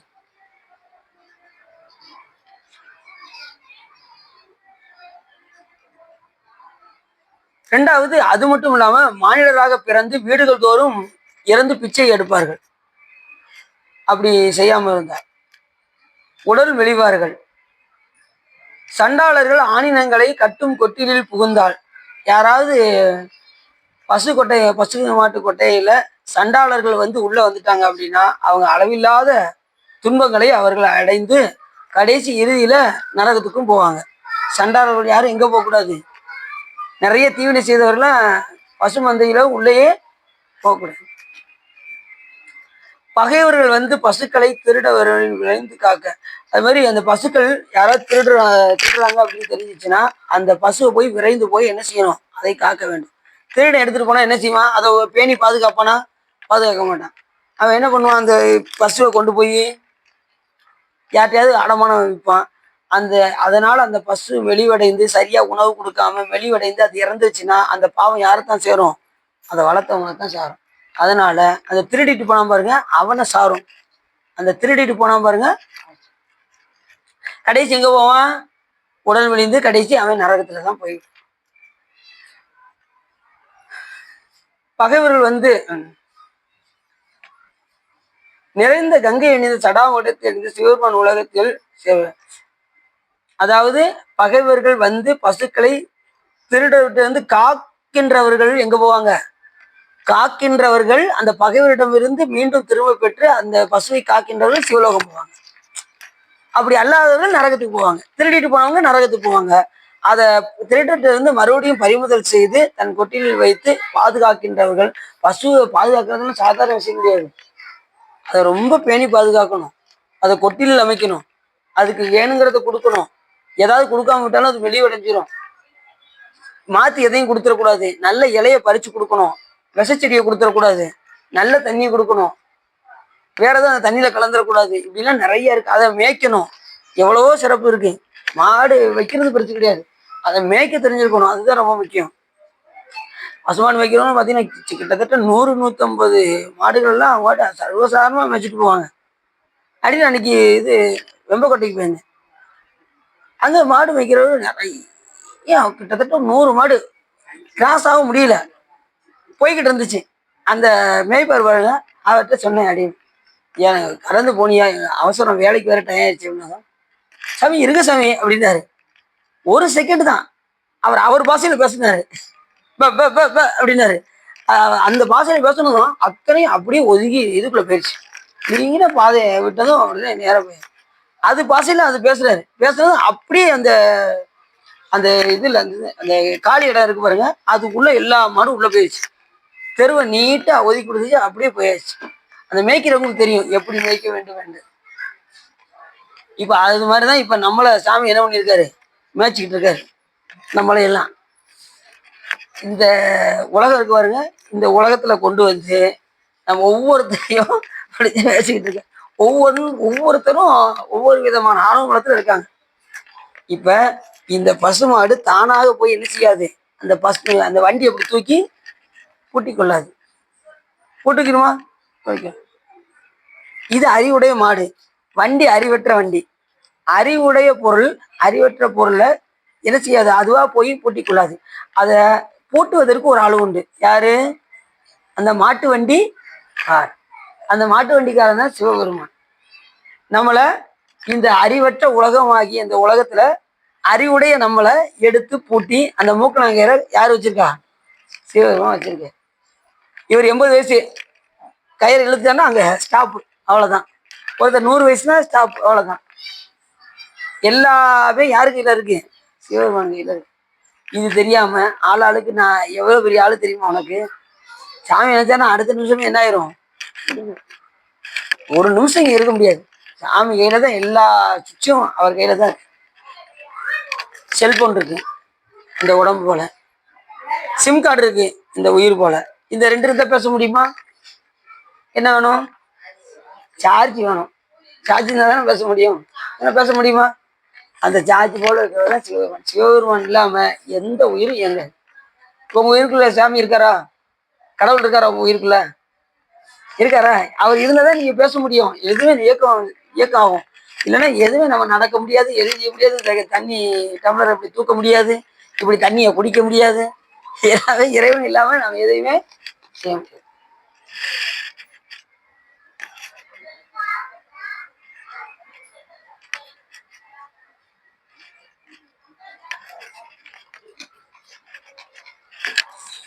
அதுலயும் இந்த வெயிலுக்கு ஒரே தண்ணி தான். ஆமா. அப்படி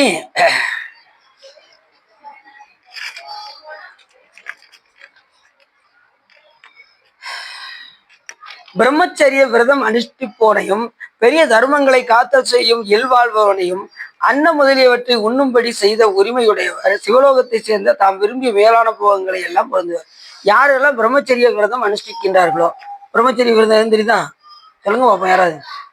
பிரம்மச்சரிய விரதம் கணவனை சேராமல் இருந்து பிரம்மச்சரியத்தை கடைபிடிப்பது, அந்த விரதத்தை மேற்கொள்வது. ரெண்டாவது, பெரிய தர்மங்களை காத்தல் செய்யும் இல்வாழ்வோனையும் தர்மங்கள், அதான் இல்வாழ்வன் சொல்லிட்டாங்களா, அப்படின்னா அந்த இதுதான். அன்ன முதலியவற்றை உண்ணும்படி செய்த உரிமையுடையவரும் அன்னதானம் செய்தவர்களும் எங்க போவாங்க? சிவலோகத்தை அடைவார். இப்ப விரதம் மேற்கொள்வதிலையும் இப்ப இப்ப ஒரு யாத்திரை நீங்க போறீங்கன்னு வச்சுக்கோங்களேன். ஒரு யாத்திரை போகும்போது கணவன் மனைவி ஒரு ஒப்புதல் வச்சுக்கணும். இந்த யாத்திரை போறதுனால நாம இல்வாழ்வுல ஈடுபடக்கூடாது அப்படின்னு தெரிஞ்சு ஒரு 48 நாளைக்கு முன்னாடி என்ன செஞ்சிடணும், அதை கடைபிடித்து கொண்டு அதுக்கப்புறம் என்ன செய்யணும், அந்த யாத்திரைக்கு போகணும். அப்படின்னா ரொம்ப சிறப்பா இருக்கும். இல்வாழ்வனுடைய சிறப்பு அப்படிதான். அப்படி விரதங்களை எல்லாம் மேற்கொண்டுதான் என்ன செய்யணும், தல யாத்திரையெல்லாம் மேற்கொள்ள. அப்படி முடியலையா, குடும்ப அளவுக்கு எனக்கு 48 நாள்னா தாங்காதுங்க அப்படின்னா ஒரு மாசமாவது என்ன செய்யணும். அப்படி இல்லையா, ஒரு வாரமாவது என்ன செய்யணும், கடைபிடிச்சு அந்த யாத்திரையெல்லாம் போகணும். இல்வாழ்வனுடைய சிறப்பு அப்படிதான். அப்படி இருந்தா அன்னம் அடியார்களுக்கெல்லாம் கொடுத்தா மண்ணில் பிறந்தார் பெரும் பயன் மதிசூடும் அன்னலார் அடியாதமை அமுது செய்வித்தல் கண்ணினால் அவர் நல்விழா பொலிவு கண்டாதல் உண்மையாவில் உலகர் முன் வருகன குறைப்பார். மண்ணில் பிறந்த பெரும் பயன் என்ன? அடியார்களுக்கு அமுது செய்வித்தல். யாருடைய அடியார்களுக்கு? சிவபெருமானுடைய அடியார்களுக்கு. மதிசூடும் அன்னலார் அடியார்தமை அமுது செய்வித்தல். மதியை யாரு சூடியிருக்காங்களோ அவர்களுடைய அடியார்கள். மதி யாரு சொல்லியிருப்பா? சிவபெருமான். அவருடைய அடியார்களுக்கு யாரு அன்னம் கொடுக்கின்றார்களோ அவர்கள் எங்க போவாங்க? எடுத்த இந்த பிறவியை நீக்கி சிவலோகம் சென்று அடைவார்கள். இன்னொன்னு, மண்ணில் பிறந்த பெரும் பயனும் அதுதான். அடியார்தமை அமுது செய்வித்தல் கண்ணினால் அவர் நல்விழா பொலிவு கண்டாதல் உண்மையாவில் உலகமும் வருகன குறைப்பார். காட்டில் தங்கிய மாதவராகிய வானவ பிரசரது அழகிய கையில் காட்டில் உண்டான காய்கனி முதலியவைகளை அன்பாய் புசிக்க கொடுத்தவர்கள். காட்டுல தங்கி தவம் செய்யறாங்க, அவங்களுக்கு ஒரு கனி கொண்டு போய் கொடுத்தாலே அவங்க சிவலோகம் போவாங்க. தவம் செய்கின்றவர்களுக்கு. இப்ப நீங்க உதாரணத்துக்கு சதுரகிரி போனீங்க, அங்க எத்தனையோ சுவாமிகள்லாம் இருக்காங்கல்ல, அவங்களுக்கு ஏதாவது ஒரு காய் கனிகள் இந்த மாதிரி வாங்கி கொடுத்தீங்கன்னா நீங்க எங்க போகலாம்? எளிமையாக சிவலோகத்தை அடையலாம். அழகிய கையில் காட்டில் உண்டான காய் கனி முதலியவைகளை அன்பாய் புசிக்க கொடுத்தவர்கள் சிவலோகத்தை சேர்ந்து மனம் விரும்பும் விமானங்களில் வாழ்வார். அவங்க விரும்பிய வண்ணம் சிவலோகத்துக்கு செல்வார்கள். பாசுபத வேடத்தவரையும் பண்பாக விரும்பி திரு அமுது உண்ணும்படி செய்தவர்களும் மாவிரத வேடத்தவருக்கு விரும்பி திரு அமுது உண்ண கொடுத்தவர்களும் சிவலோகத்தை சென்று, அதாவது பாசுபத விரதம், பாசுபத செய்வர்கள், மாவிரத செய்வர்கள், காபாலிக செய்வர்கள், இப்படி சைவர்கள் நிறைய விதம் இருக்கு. இந்த மாவிரத பாசுபத செய்வர்கள் என்ன செய்வாங்க அப்படின்னா, சிவபெருமான் எப்படி சூலாயுதம் வச்சிருக்காரோ அதே போல சூலாயுதத்தை தூக்கிட்டே போவாங்க அவங்கலாம். காபாலிக செய்வர்கள் என்ன செய்வாங்கன்னா, சிவலிங்கத்தை தாரணை செய்வார்கள். சிவலிங்கம் அணிஞ்சுக்கிடுவாங்க, கையில சாமி அணியக்கூடிய எல்லாமே வச்சிருப்பாங்க. காபாலிக செய்வர்கள் கையில சூலாயுதத்தை வச்சிருப்பாங்க, சிவலிங்கத்தை தாரணை செய்வாங்க. நமக்கு அப்படி கிடையாது. நாம என்ன செய்வார்னா, நாம சித்தாந்த செய்வர். நம்மளுடைய கொள்கை நால்வர் பெருமக்களுடைய கொள்கை. சித்தாந்த செய்வருக்கு என்ன அணிய வேண்டும் என்றால், நமது அப்பசாமி அழகா சொல்றாரு, எவரேனும் விளாடத்திட்ட திருநீரும் சாதனமும் கண்டால் உள்கி. நமக்கு ரெண்டே ரெண்டு தான். எது தாரணை செய்ய வேண்டும் என்றால் விபூதியும் ருத்ராட்சம் மட்டுமே நாம் தாரணை செய்ய வேண்டும். மற்றவர்கள் ஒவ்வொருத்தவங்க ஒவ்வொரு கருத்துல இருப்பாங்க. நமக்கு எது நம்ம அருளாளர் சொல்றாங்களோ அதை தான் நாம தாரணை செய்ய வேண்டும். இப்ப சிவலிங்கத்தை ஏன் நாம் தாரணை செய்யக்கூடாது என்றால் நம்ம கீழே விழுந்து கும்பிடுவோம். அந்நேரம் சிவலிங்கம் என்ன செய்யும்? கீழே போடும். அதனால சிவலிங்கத்தை நாம் தாரணை செய்யக்கூடாது. இது அவங்களுக்கு அதனாலதான் சிவலிங்கத்துக்கு பதில் நீங்க என்ன செய்யலாம்? ருத்ராஜத்தை அணிந்து கொள்ளலாம். ருத்ராஜம் நமக்கு எதை குறிக்கும்? சுவாமியுடைய திருநீரு அவனுடைய திருமேனியாகவும் ருத்ராஜத்தை அவனுடைய கண்ணாகவும் பாவிக்க வேண்டும். புரிஞ்சுச்சா? ருத்ராட்சம் அப்படின்னா என்ன அர்த்தம்? உருத்தரனுடைய கண்ணிலிருந்து வந்ததுன்னு அர்த்தம். இந்த தேவர்கள்லாம் 108 யுகம் கஷ்டப்பட்டாங்க. யார்கிட்ட? சூரபத்மன்ட அடி உத வாங்கி ரொம்ப கஷ்டப்படும் போது சிவபெருமான் கண்ணுல இருந்து கண்ணீர் இருந்துதான். அதுதான் உருத்தரனுடைய அச்சம்னா கண்ணுல இருந்து வந்ததுனால இதுக்கு என்ன பேரு? உருத்ராட்சம் அப்படின்னு பேரு. உருத்தரனுடைய கண்களில் இருந்து அச்சம்னா என்னது? கண். அதனாலதான் இது நமக்கு சிறப்பு. அப்ப 2 தாரணம் தான். ஒண்ணு விபூதி, இன்னொன்னு ருத்ராட்சம். எது? அது இந்த ஒரு முகம் போடுறாங்க. ஆனா சாமி என்ன எழுதி வச்சிருக்காரு அப்படின்னா, இல்லறத்தான் 5 முகமும் 6 முகமும் மட்டுமே தரிக்க வேண்டும் அப்படின்னு சுவாமி எழுதி வச்சிருக்காரு. இப்போ மற்ற முகம்லாம் போடணும் அப்படின்னா, ஒரு முகம் இதெல்லாம் நான் நீள்வட்டமா போடணும் அப்படின்னா நம்ம மனதால கூட யாரையும் என்ன செய்யக்கூடாது? தீண்டக்கூடாது. அப்படின்னா நீங்க என்ன செய்யலாம்? ஒரு முகம் போடலாம். எனக்கு அந்த சிந்தனைலாம் கிடையாதுங்க, நான் எந்த நேரம் சிவ சிந்தனை தான் அப்படின்னு நீங்க போட்டுக்கலாம் ஒரு முகம். ஆனா சாமி என்ன எழுதி வச்சிருக்காரு அப்படின்னா, இல்லறத்தான் 5 முகமும், 5 முகம் பஞ்சாட்சரம், 6 முகம் சடாட்சரம், இந்த 2ஐயும் நாம அணிந்து கொள்ளலாம் அப்படின்னு சாமி எழுதி வச்சிருக்காரு. அது மாதிரி விபூதி பாத்தீங்கன்னா, வி என்றால் மேலான, பூதி என்றால் செல்வம். மேலான செல்வம் எதுனா விபூதி. இதை வடமொழியில வசிதம் என்றும், பஸ்பம் என்றும், ரச்சை என்றும், சாரம் என்றும் இப்படி பல்வகையான பேர்ல அழைப்பாங்க. எதை? திருநீர்.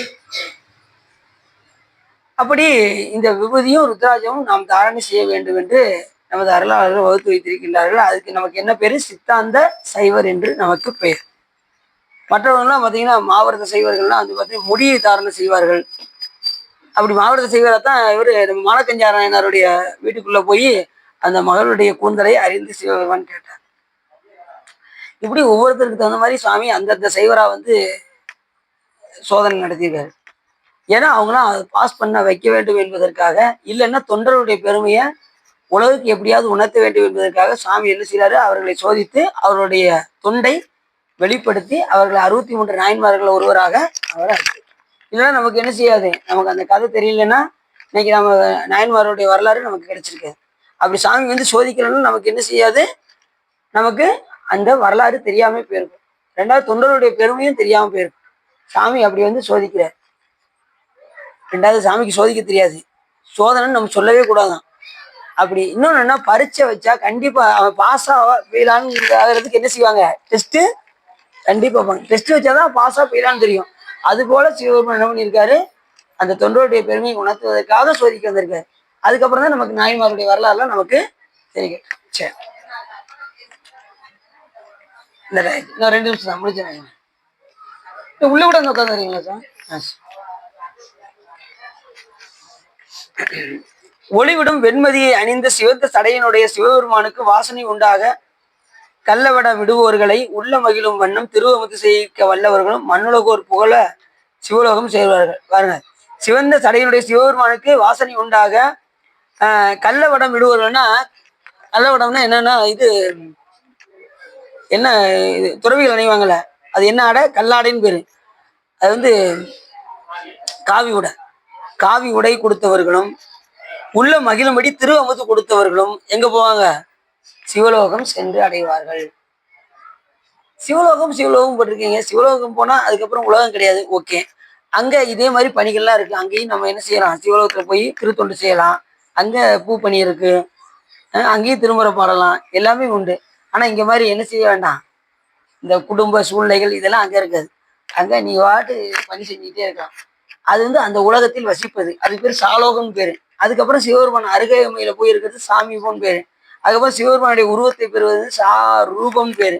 அதுக்கப்புறம் இறைவனோடு 2 கலப்பது சாயிச்சம்னு பேரு. கடைசி நம்ம அந்த நிலைக்கு போகணும். சிவலோகம் போய் அங்கிருந்து நிறைய நம்ம கற்பித்து அதுக்கப்புறம் சாய்ச்ச நிலையை நாம் அடைய. தொண்டு செஞ்சா போயிடலாம், தொண்டு செய்யலாம் போக முடியாது.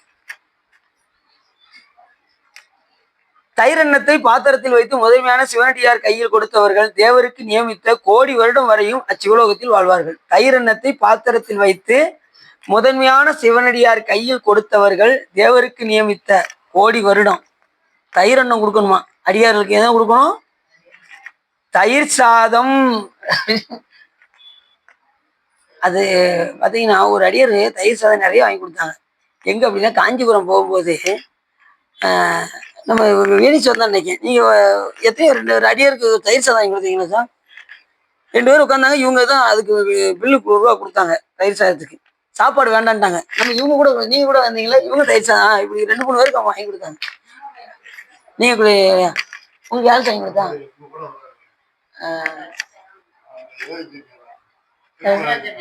நடராஜ். நடராஜ் பாருங்க, அவர் சிவலோகம் கன்ஃபார்ம். ஐடியாவுக்கு தயிர் சாதம் வாங்கி கொடுத்தா ரொம்ப சிறப்பு. அதனாலதான் நம்ம சித்தாந்த இதுல சாம்பார் சாதம் தயிர் சாதம் ரொம்ப சிறப்பு. ஐடியாவுக்கு அது சிறப்பு. பாத்திரத்துல அது பாத்திரத்துல வச்சுதான் கொடுக்கணுமா, அவ்வளவு சிறப்பு. ஆமா. அப்படி கோடி தேவரிடம் முறையாக முடித்த பின் பாரத கண்டத்தில் அரசனாய் பிறந்து ஆண்டுள்ள போகம் புதுப்பித்து பசு பாசம் கலன்று சிவபெருமானுடன் கூடி வாழ்வார்கள். இவ்வளவு சிறப்பு இருக்கு. அடியார்கள் கொடுத்தா எல்லா விதமான சிறப்பு உண்டு என்று சொல்லி இதுக்காரம் உள்ளம் நிறைந்து உவகை சிறந்து இந்த சிவ தர்மோத்தரத்தை நீங்கள் கேட்டீங்கன்னா உங்களுடைய வல்வினை கரைந்து திருவள்ளுவர் உரையும் என்று சொல்லி திருப்பூர்வாடி அடியின் உரையை நிறைவு செய்கின்றேன்.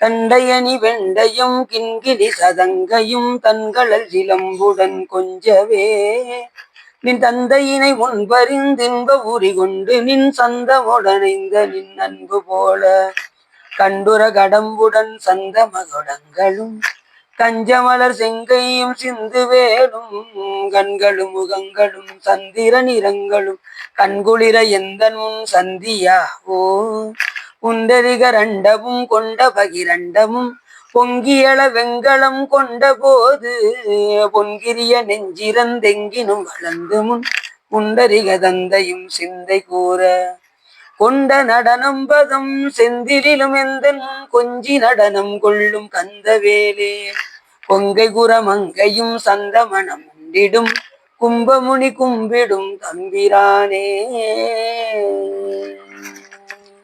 கைலாயபுரம் வரையில் சிவஞான போத நெறிகாட்டும் வெண்ணை வயல்வாயும் வேகண்டான் சந்ததிக்கோர் மெய்ஞான பானுவாகி குயிலாரும் போலில் திருவாபுர தெரிவாள் ஒரு நமச்சிவாய தேவன் செயலாதி மரபுடையவன் திருமரப்பு நீடூடி தலைக மாதோ பவப்பெரும் கடலை கடந்திருதற்கு வரமன் வகுத்து அருணறியை ஓப்புடன் உயிர்கள் கடைபிடித்து உய்ய உதவும் துரசை ஆதீனத்தில் தவப்பிரகாசம் தரணியில் இயங்கும் தன்னருள் செங்கோல் உச்சியும் சிவப்பிரகாச தேசியின் மலத்தால் சென்னியில் கொண்டு போற்றுதுமே வான்முகில் வளாது வேக மலிவளம் சுரக்க மன்னன் கோன்மறை அரசு செய்க குறைவில்லாத உயிர்கள் வாழ்க நான்மறை அறங்கள் ஓங்க நற்றவம் வெள்ளி மல்க மேன்முகள் சைவ நீதி விளங்குக உலகம் பையம் நேடுக மாமலை மண்ணுக மெய் விரும்பிய அன்பர் விளங்குக சைவ நன்னறிதான் தலை தொங்குக தெய்வன் திருநீர் சிறக்கவே. திருச்சிற்றம்பலம். நம பார்வதீபதையே அகமகாதேவா. என்னாருடைய சிவனையை போற்றி எந்நாட்டவர்க்கும் இறைவா. வெற்றிவேல் முருகனுக்கு அரோகரம். திருச்சிற்றம்பலம், தில்லையம்பலம், பொன்னம்பலம், அருணாச்சலம், ஏகாம்பரம்.